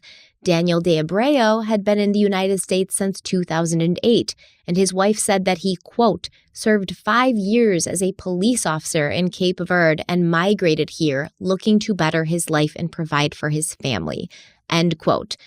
D'Abreu was young, but his family said he was incredibly responsible, mature, and intelligent. It was a Sunday night. The 2 friends had worked all week, so they were tired, but they decided to still venture out in Daniel's sister's silver BMW for a visit to Cure Lounge in Boston's Theater District. These were 2 good men who didn't have criminal records. They were loved by their families. They minded their business. They worked all week, and they were blowing off some steam on the weekends. Now, allegedly that night, they happened to be at the same club as Aaron Hernandez and Alexander Bradley. Aaron, that night, had pulled up to Bradley's house in a silver Toyota 4Runner. They smoked some marijuana, and they had a few drinks. You indicated that at some point outside you saw him with a gun. Is that right? Yes. You don't know where he took it from? No, because, we were just walking to the car together. I wasn't really, watching him while we were walking to the car. How close were you to the gun? Could you see what it looked like at that point? Oh, yes, I believe. And what did the gun look like? It was the revolver. I believe it was silver with a brown handle. You saw a silver revolver with Yes. what color handle? With a brown handle. What did you see him do with it? Placed it under the hood of the car. When you say under the hood of the car, where do you mean? He put the gun inside the engine. Near the engine? Had you ever seen him? Somewhere under the hood. Had you ever seen him place a gun there before? No, not prior to that. I don't recall seeing him place a gun there. Did he say anything to you when he did this? No. Did you say anything to him? No. They arrived in Boston by midnight, and surveillance from Cure Lounge showed Aaron and Alexander Bradley being brought in past the line and ushered inside the club, VIP style. Once inside the club, Bradley and Aaron did their normal routine where they would order 2 shots and then 2 mixed drinks. They would drink their shots, and then they would proceed out onto the dance floor with their drinks. Now, it was at this point that Daniel De Abreu allegedly bumped into Aaron, spilling a few drops of his drink on Aaron and Alexander Bradley. And one of the gentlemen was dancing, and he kind of danced his way over to where we were standing. And as he danced over to where you were standing, what happened next? He bumped into Mr. Hernandez, and his drink splashed up and spilled on Mr. Hernandez, and some got on myself as well. How much of the drink? A lot of it or a little? Or just like a splash, more or less, I would say, like the drink splash. So it wasn't the whole drink didn't spill? No. And how much splashed? Just some drops, I don't know how to explain it, but a splash, like the drink splashed. Did it get on your clothes or on Mr. Hernandez's clothes that you saw? On Mr. Hernandez and a little bit on myself, too. When the man bumped into him, was the man's back to Mr. Hernandez or was he facing him? It was kind of like the side of his body. He bumped in, like with the side, maybe the shoulder type of thing. And what was he doing when he bumped him? Did he appear to be? He danced his way over there, like he bumped him in rhythm, like he made it appear as though he bumped while he was dancing. When he bumped Mr. Hernandez, what was the reaction from both of them? Mr. Hernandez got mad. He turned towards him, and I'm not sure if he did get words out or whatever, but he turned towards the individual and he was upset about it. What made you think he was upset? What did you notice about his demeanor? Because he turned angrily, like he turned, like he turned in a manner in which he was going to make a confrontation out of the issue. Did he say anything? I don't remember him getting many words out, no. I don't remember him saying too much, but he turned. What did the man with the braids do? The individual with the braids was laughing. He smirked. He was kind of laughing at the whole situation. He was aware of... Was he facing Mr. Hernandez at that point? Yes. And he smirked at him? Yes, he laughed. He was aware of the fact that the bump just occurred. He knew what just happened, and he smirked about it. What was Mr. Hernandez's reaction to the smirk? Mr. Hernandez was upset about the incident, the fact that he bumped into him, and that the individual, didn't show respect and apologize. He just bumped into him and laughed about it. There you go. We're not going to keep, going over here. Same, different story, same theme. It's about respect for Aaron. He wants people to fear him and respect him, or at minimum, fear him. And so here's a situation where another man bumps into him, maybe accidentally, but as Mr. Bradley just said, he was looking for an apology, to show his superiority over this individual who just bumped him. The man didn't give it to him. He smirked at him, and now he's seeing it as a sign of disrespect. And Aaron, who has proven this multiple times, has to defend that. He has to combat that, because if he doesn't, he may be perceived by his peers as soft. And he's not going to let that happen. Yeah, and according to Daniel De Abreu's family, he didn't follow football. He didn't know who Aaron Hernandez was. It was very unlikely that he had done it on purpose and was laughing and smirking to cause problems. It was more likely that he was just out having a good time, dancing. He had, bumped Aaron maybe playfully or even accidentally and then laughed because it's haha, we bumped into each other on the dance floor. And Aaron took it to be something very much more nefarious. Yeah, the guy might not even notice that he spilled his drink. He might just figure oh, I bumped you, my bad. Hey, let's keep it going. It's dark in there. There's music. He may not have noticed the liquid hit his shoes or his pants. It's very, very possible. It was a couple drops. Bradley said it's a couple drops, like a splash. Yeah. But to Aaron, that must have looked like a spilt drink, right? He couldn't believe that this man had just bumped him and sullied his clothes. How dare he? And he was expecting him to kiss the ring. And when he didn't, it escalated. Yeah, to Aaron Hernandez, Daniel D'Abreu might as well have walked on that dance floor and thrown his whole ass drink right in his face. That's the way he reacted to it. The whole encounter lasted under a minute, but Alexander Bradley decided it was a good idea that they should leave, and he and Aaron exited the club at that point. Outside the club, Bradley claims he told Aaron they should just go to another bar, and on surveillance, it looks like Bradley and Aaron are having some sort of animated conversation. Mr. Bradley, I'm letting the tape play, and there appears now at 12:40 and 11 and 27 seconds, you have your arms, both arms extended outwards. What are you saying, if you recall, at this point? Because at that point, we're engaging in a discussion in which he's saying, he was mad at the disrespect over what just happened. What did he say about the disrespect? What words do you recall him using? He was just mad about the whole drink spill situation. I mean, I don't remember his exact words, so I can't give you, exactly what he said, but he was upset. Well, do you remember any part of the conversation as you're walking on the sidewalk? Yes, the conversation, that whole conversation right there is me explaining to him that it's not that big of a deal. And even if it is to him, we can't go in places like that and get into that type of trouble because he has too much to lose. So it's not worth it all the time to just... What was his reaction to you saying that to him? Yeah, I know, but still, I hate when people try to play me. Did you say try me? Try me, that's the phrase he always used.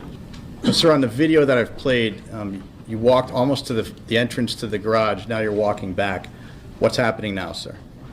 We're still just having that same conversation. I mean, that's what I recall of it. We're still having the same conversation, the same thing. I'm explaining to him. Aaron and Bradley entered a bar called Capri. This is another club. They ordered drinks at the bar. Now, at this point, Aaron turned from the bar. He grabbed Alexander Bradley, and he was like, listen, that guy that just bumped into me at Cure, along with his friends, they followed us to Capri. Mr. Hernandez turned around and was like, see, it's them, it's one of them. And there was a gentleman that came inside who I thought was a gentleman from the club as well. So it did appear to be a gentleman. Like, it appeared as though we got kind of followed over there. Like someone came out and went over there. What was Mr. Hernandez's reaction? He got more upset. In what way? What did you notice? He was more upset. He was saying to me, like, see, type of thing. Bolster his claim that he was being tested and they were following him. And then what did you say to Mr. Hernandez in response to that? Let's leave here too. What was his level of agitation at this point, sir? He was agitated. I mean, it was heightened. It was boosted up again, or more than it already was. Now, you indicated, Mr. Bradley, that you told Mr. Hernandez, and let's leave. Did you leave? We left right away. Daniel D'Abreu and his friends had not entered Capri that night. They were still at Cure. But at that point, Aaron was going to see or say anything to confirm his narrative and really, in my opinion, to justify his overblown reaction. So after leaving the second club, because Aaron couldn't control his emotions, Aaron and Alexander Bradley got back into the 4Runner and they drove around the block. They parked on a side street, they smoked some weed, and then Aaron went to the hood of the SUV and took out the gun that he had stashed there earlier that night, placing it in the glove compartment of the vehicle. They drove around the area for a little bit. Bradley was in the driver's seat, and they ultimately ended up back at the same parking garage that they had parked in when going to Cure, right at the time that the clubs would be letting out. Now, Bradley claims that it was their intention to return to that area at this specific time to see what kind of women were out. I don't know what that means. Like, he's waiting for the drunk women to stagger out of the bar. Like, him and Aaron are just like, let's take our pick of the drunk women staggering out of the bar. That's what it really sounds like to me. But instead, they saw Daniel D'Abreu and Safiro Furtado exiting Cure and getting into a silver BMW. And then Aaron yelled, "There they go." Were you still outside of the car at that point when he said, "There they go"? Yes. And then you got into the car, and what did you see or hear Mr. Hernandez do next? He was telling me to go because a BMW rolled by after that, and I went to the light. You pulled out into traffic? Yeah, I put my blinker on, pulled out into traffic, and there was a light very shortly thereafter. And a stoplight? Yeah, red light. There was a vehicle, I believe, on my left, and I went around the vehicle so I could see cross traffic before I went through the light. Did you stop at the light, though, initially? Yes. Was the light red? Yes, the light was red. Why did you go through the light? Mr. Hernandez was telling me to go. What did he say exactly? He was saying, he said, go, to catch up to the car, the BMW that passed. What was your intention at that point? To pull up to the car. After I got through that light, as I was approaching the car, he removed the firearm from the glove box. He being who? Mr. Hernandez. What did you think was going to happen, Mr. Bradley? I thought at the very most, he might try to intimidate him or, maybe say something or address the issue that happened previously in the club. Did you have any idea he was going to do anything more than that? No. Did he state anything about what his intentions were? No. He told me, watch out, he was telling me, roll the window down first is what he said, roll the window down. And I rolled the window down, and when we got up to the car, like right when we were approaching, he put his hand on my chest and was like, watch out, like indicating for me to, like pushing me back kind of in the seat, like so I could lean back. Did you lean back? Yes, I did. How did you do that? With the button on the side. I reclined the seat. I rolled the window down, reclined the seat, and he leaned across me and extended his body out the window with the firearm in his hand. Was his whole body out of the window or just a part of his body? Not his whole body. He extended from where he was sitting in the car across me, across where I'm sitting, onto my side. And he was bracing himself, off I want to say, somewhere on the floorboard, maybe near. He planted his feet over on his side and leaned across me, extended across my body. What, if anything, did you observe about the inside of the car, the BMW? I remember all of them, at least the two front ones with their head down. A gentleman was holding a phone in his hand, and that was it. What did Mr. Hernandez do or say? He said, yo, one time, and the gentleman didn't respond. Nobody turned around from the car. They weren't aware of the fact that we had pulled up right on the side. How loudly did he say, yo? He was loud enough trying to get their attention. After he said, yo, what happened next? He wound up saying, yo, again. And then they turned, and then he started firing rounds into their vehicle. Did he say something before he fired? Before he fired the gun, he was like, what's up now, niggas? And he started firing shots. Did he say, what's up now, niggas, after they turned or before they turned? After they turned, because originally they didn't know we were there. So after he got their attention by saying, yo, when they turned, he said, what's up now, niggas? And started firing shots into the car. How many shots did you hear fired? He fired 5 shots, 5 rounds. Okay, so I'm assuming from this point that technically Alexander Bradley was an accessory to murder, right? So he's probably took a deal with the prosecution for his testimony. I'm assuming you're going to tell us he got some time as well, or, however this all went down. But he was clearly a cooperating witness because he didn't want to go down for murder, right? Because that's life in prison. But if we're to believe what Alexander's saying and taking out the fact that he's now, doing this for his own well-being, his own freedom, he's giving a pretty compelling story. From what we know about Aaron leading up to this incident, as far as him always having to prove himself and to prove to others that he's the baddest guy in the room.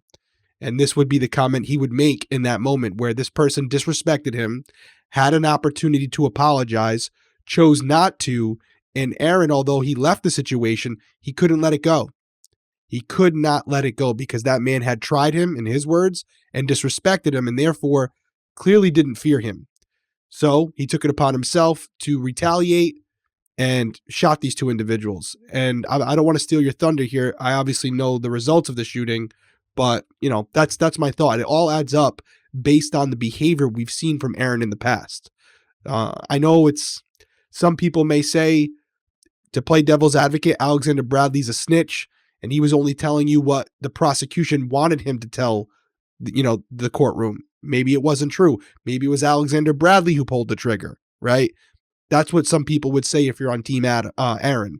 But, if we're to take it at face value, his testimony, it does seem on par with the way Aaron conducted himself. Yeah, we're going to talk more about the trial and the magician's antics that Jose Baez pulled in order to get this not guilty verdict for Aaron. Keep in mind, after he'd already been convicted of murder of Odin Lloyd, I will forever to this day believe that Aaron Hernandez had everything to do with that double murder, as do the parents and the families of these victims.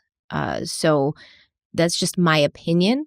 Obviously, yes, Alexander Bradley is not an innocent lamb in the field here. He's going along with whatever Aaron wants once again. And, he says like, well, I didn't think he was going to shoot him. I just thought at the very most, he was just going to try to scare them with the gun. And it's like, fair enough, I guess. But at some point, like, you're supposed to be the voice of reason. When did that stop being what you were doing for him? And Jose Baez basically told the jury and made them believe that it was Alexander Bradley, or at least not that it was him, but that they planted reasonable doubt in the jury's mind. To me, the evidence, which we will talk about more when we get to this portion, is very much stacked up against Aaron Hernandez. And we're going to go into even in this episode more about that. But yeah. Bradley was very coached up to the point where as soon as he says, well, I pulled out of the spot, but I activated my blinker first.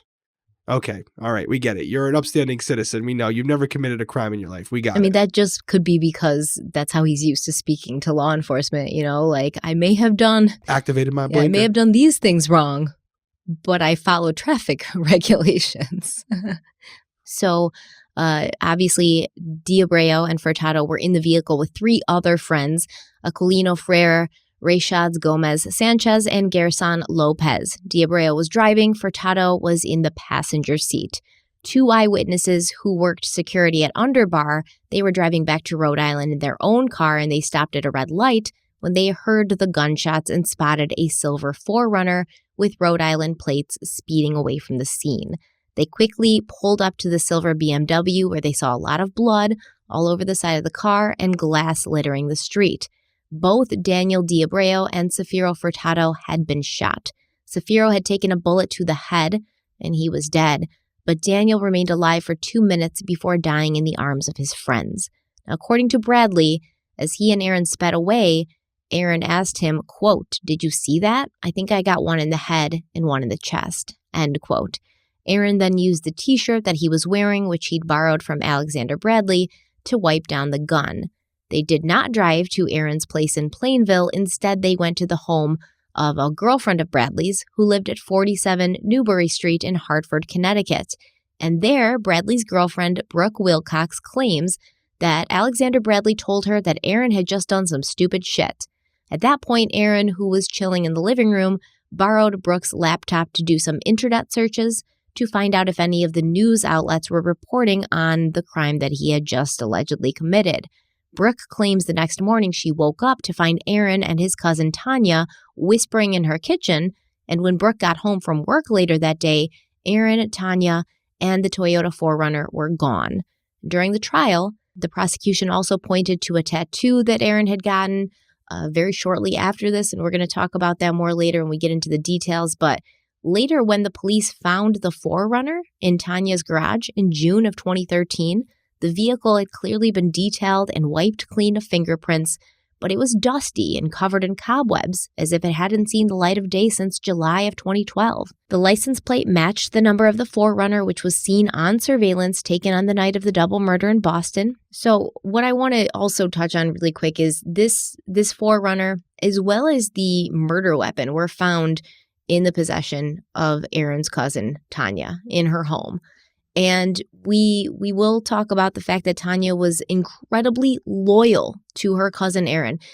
She considered him a son to the point where she was basically dying of cancer, and she still spent several months in prison because she wouldn't tell the police anything about him. So she's got very little time left to live. She's on like cancer treatment, like chemo, and she still decides to spend time behind bars rather than telling the police anything to compromise Aaron. And I don't think that Tanya would have done that for Alexander Bradley. If it was Alexander Bradley who had done it, I think Tanya would have been like, yeah, it was that dude, Alexander Bradley. Like, I'm not going to prison for him. But because she thought or knew, allegedly, that it was Aaron, she was willing to sacrifice what little time she had left in order to keep him safe. It's the code, man, the street code. Do you think Tanya would have done that for Alexander Bradley? Of course not. So that's my main feeling. Besides the evidence being found at her house, my main feeling is that it was Aaron, because Tanya wouldn't have gone so hard for Alexander. She didn't know him. She would have rolled on Alexander, but maybe, if she's really like hardened to the street and Aaron was loyal to Alexander, I don't know. But I agree with your sentiment. The reason she was willing to sacrifice the remaining months of her life to prison was because she loved Aaron. She was going to protect him at all costs. And then Alexander Bradley, he accused Aaron of shooting him in the face in February of 2013. Now, according to Bradley, Aaron's paranoia, it just shot through the roof after that incident on July 16th, 2012. He became extremely paranoid of everything and everybody. He just assumed everyone was a detective or every matter was police related. Just his sense of paranoia was heightened. He was just extremely paranoid. Did you become aware if he had done anything with his phone after the murders? Yes, he wanted a no iPhone rule. He didn't want iPhones around him anymore. Had he previously had an iPhone the night of the murders? Yes. Did you ever see that iPhone that he had previously on the night of the murder? Yes. Afterwards? No. What kind of phone did he get after that, if you recall? A BlackBerry Palm, I believe. BlackBerry phone. Now, you indicated something about a no iPhone rule.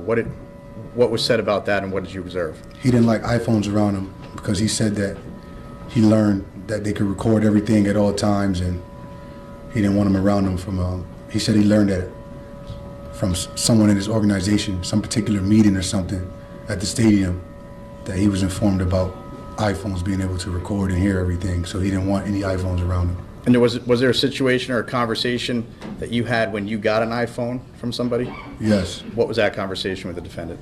A woman friend of mine purchased me an iPhone, and he got upset that I had an iPhone, and then he told me that she was probably a cop. Did you have any other conversations with him about other things that he thought were law enforcement or police officers? Yes, he thought helicopters were following him everywhere.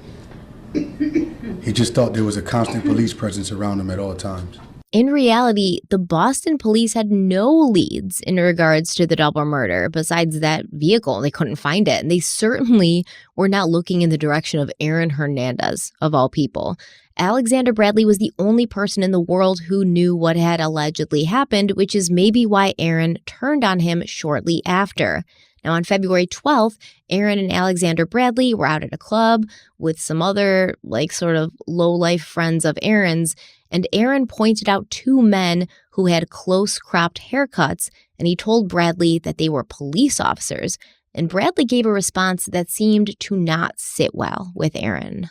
Did he say why he thought they were police officers or why they looked like cops? Not particularly. He just said, those dudes over there, I think that they're cops. What did you say? I told him if they are, it's because of the stupid shit he did in Boston. So this was actually in Florida.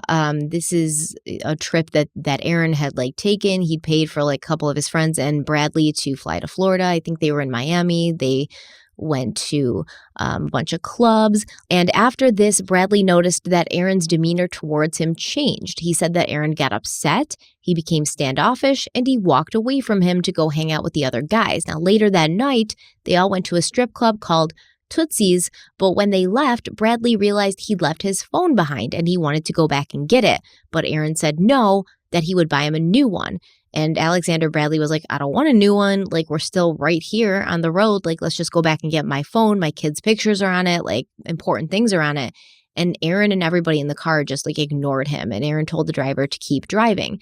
So Aaron and Alexander Bradley got into an argument in the car about not going back to get the phone.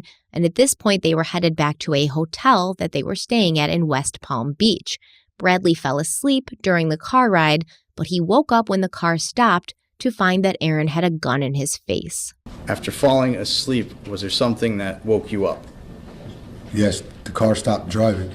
Now, with you personally, when a car stops driving, does that have some effect on you when you sleep? Yeah, I wake up. When I fall asleep in cars, once the car stops moving, I always wake up. I tend to wake up. When you woke up from the sleep, based upon the car stopping, what did you see? Mr. Hernandez with pointing a gun in my face. When you say your face, what part of your face? Directly in my face, up towards my forehead area. Was the car parked at that point or stopped in some way? Yes, the car was stopped. What happened next? I made a gesture, a defense gesture, to defend myself. And And for the record, you're taking your right hand and putting it up over your face? Yes. And as you put up the defense gesture, what happened? He fired a shot. He shot the gun. Where did the bullet strike you? It went through my hand, blew my finger off, well, part way off, and then it went into my head and blew my eye out, Where did it enter your head? right above my left eye. Right between your two eyes? Yeah, up to the left. Near your nose? Yep, And you have a scar there where the bullet entered? correct. Can you point to it, please? It's right here, For the record, you're pointing in between my eyes, upper left. in between eye. both eyebrows? Yeah, in between my eyebrows. You say it blew your eye out. Which eye did Yeah, it it blow out? traveled across and blew this eye out. My right eye is prosthetic, so it traveled across. So the eye you have now in the right, that's a fake eye. isn't it? Yes. Well, there's no real disputing that, right? I mean, if you're watching on YouTube, it's very apparent that he has a prosthetic eye. Take our word for it. If you're listening on audio, he definitely has a fake eye. It's been apparent all the clips that we've been playing. So unless he's just making it up and it was someone else who took out his eye, or he had lost his eye as a child and he's lying about it, more than likely there's some truth to this story. And it may also contribute to why he's so willing to turn against Aaron. I know I said earlier he was a cooperating witness because he's trying to protect his own ass. That may be part of it, but I would also think that when someone shoots out your eye, you may not like them much anymore, and you may have some incentive to turn against them. So that could also be a contributing factor as to why he's so willing to throw Aaron Hernandez under the bus. And it also would not explain why cousin Tanya would go to bat for Alexander Hamilton, because at this point, when the vehicle's found, this getting shot in the face thing had already happened. Obviously Alexander and Aaron aren't going to be super tight best friends anymore, and Tanya's not going to cover up for him when that 4Runner's found in her garage. No reason to go back now. You said Alexander Hamilton. I did. Yeah, but let me continue. I agree with you. And I'll also say this, just kind of seeing where this is going, although I'm laying this out as far as why Alexander Bradley would be willing to testify against Aaron, I can also see right now how Jose Baez would use this to discredit Alexander Bradley and say, listen, of course he's going to say my client pulled the trigger. They had an altercation. He's alleging that my client shot him in the face. This is a vendetta. This isn't fact. He's trying to pin a murder on my client because he doesn't like him. I can see that as being a way to discredit Bradley to the jury members. Hey, he's biased. He's not objective. So I without a doubt guarantee Baez pulled that card out. Yeah, and if he pulled that card out as a jury member with a brain, you'd be like, or Aaron Hernandez shot Alexander Bradley because he was the only person who knew what he had done, and he was so paranoid about the police finding out and him being followed. And we'll get into this more next episode, but it wasn't just Alexander Bradley who was saying that Aaron was very paranoid in the time after this. Even the Patriots, like Bill Belichick, Aaron tried to get transferred. He tried to get transferred off the Patriots at this point. He was like, I got to get the hell out of here because Alexander Bradley's not somebody to mess with. All right.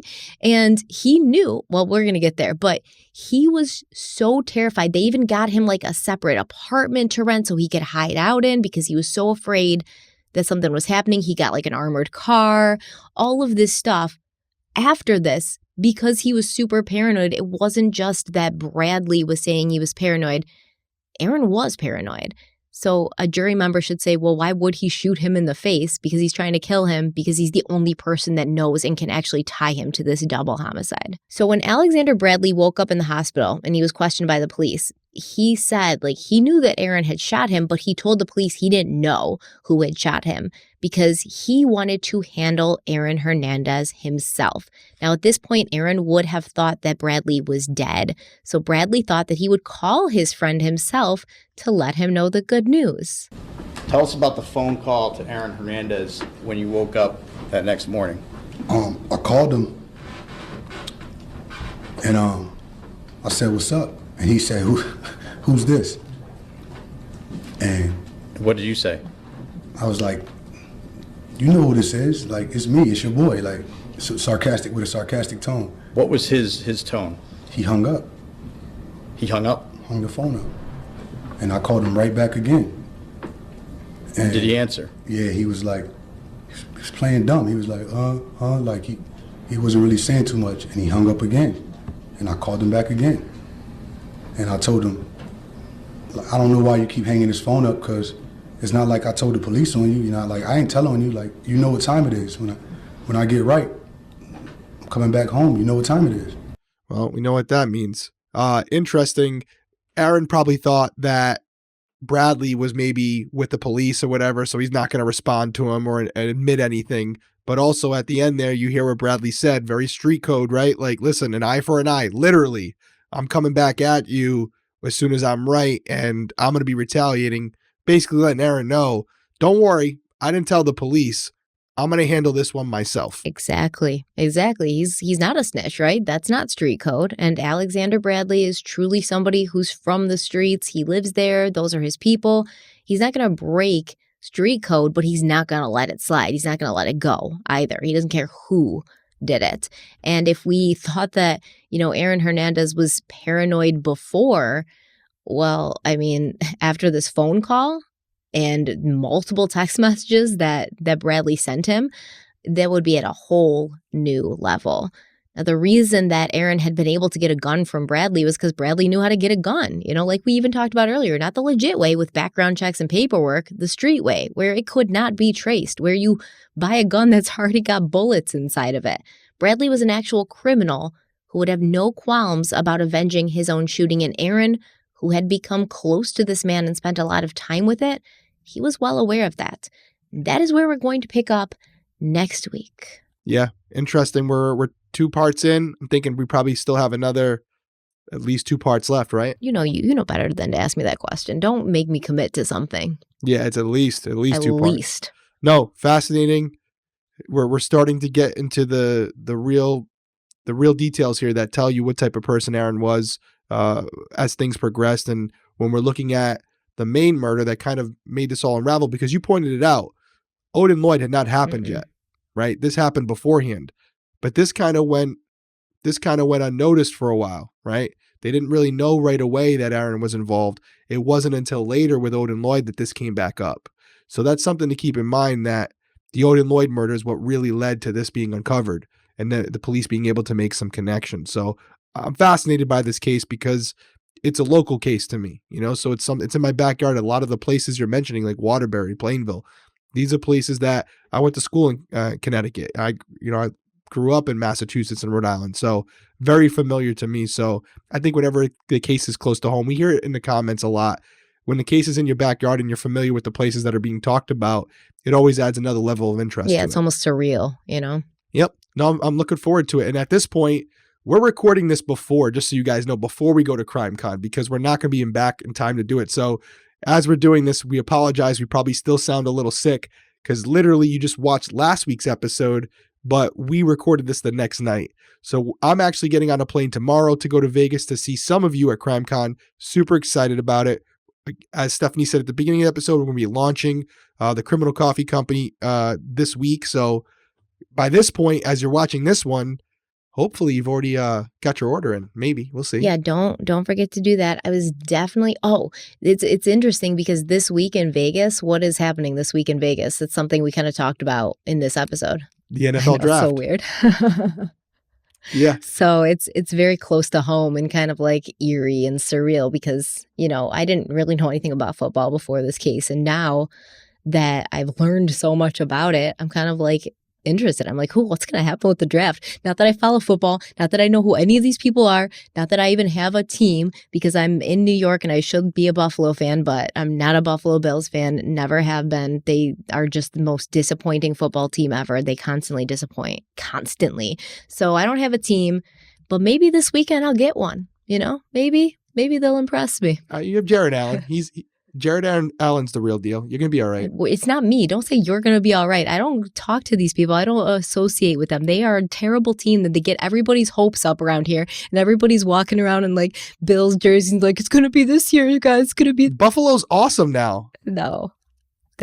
They always pretend they're awesome. And then when it comes down to when you're actually supposed to do something, when you're actually supposed to shine, they're like, psych, we led you on again. And I'm sorry, but I'm not going to allow it. No loyalty there. Guys, we appreciate you joining us. Check us out, crimeweeklypod.com and also criminalcoffeeco.com. Both available. Follow us on all our social medias, at Crime Weekly Pod. And then it's at Drink Criminal Coffee on Instagram and at Drink Criminal on Twitter. Hope you're following us all, keeping up on it. We're always posting things on different platforms, so make sure you're watching all of it. Sometimes we give away things too. Spoiler alert. Last week, you guys didn't know this, we posted a photo. It was kind of like a 40s photo, and we had this photo shoot where you could see like a murder board in the background. It was fake. We made it up. But for our Patreon members, we gave it away to one of them just for commenting on it. So we're always trying to do fun things to give back and say thank you for the support, because we really do appreciate it, and we wouldn't be able to do what we're doing without you. It's funny that you had to tell them it was fake. We made it up. Like, we just got a murder board from like a police station. We're giving it away, guys. Yeah. Now, the funny part is how we made it. We're on the ground pinning it with the yarn and stuff. So, and we signed it. So one of the Patreon members, I don't know who it is yet because we're recording it before we picked the winner. But by this point, as you're watching this, it's like almost like I'm feeling like I'm in the movie Inception right now. We're like kind of like all over. But anyways, we're tired. Hope you enjoyed the episode. Hope you're following along, and hope everyone's safe. See you next week. Bye. Bye.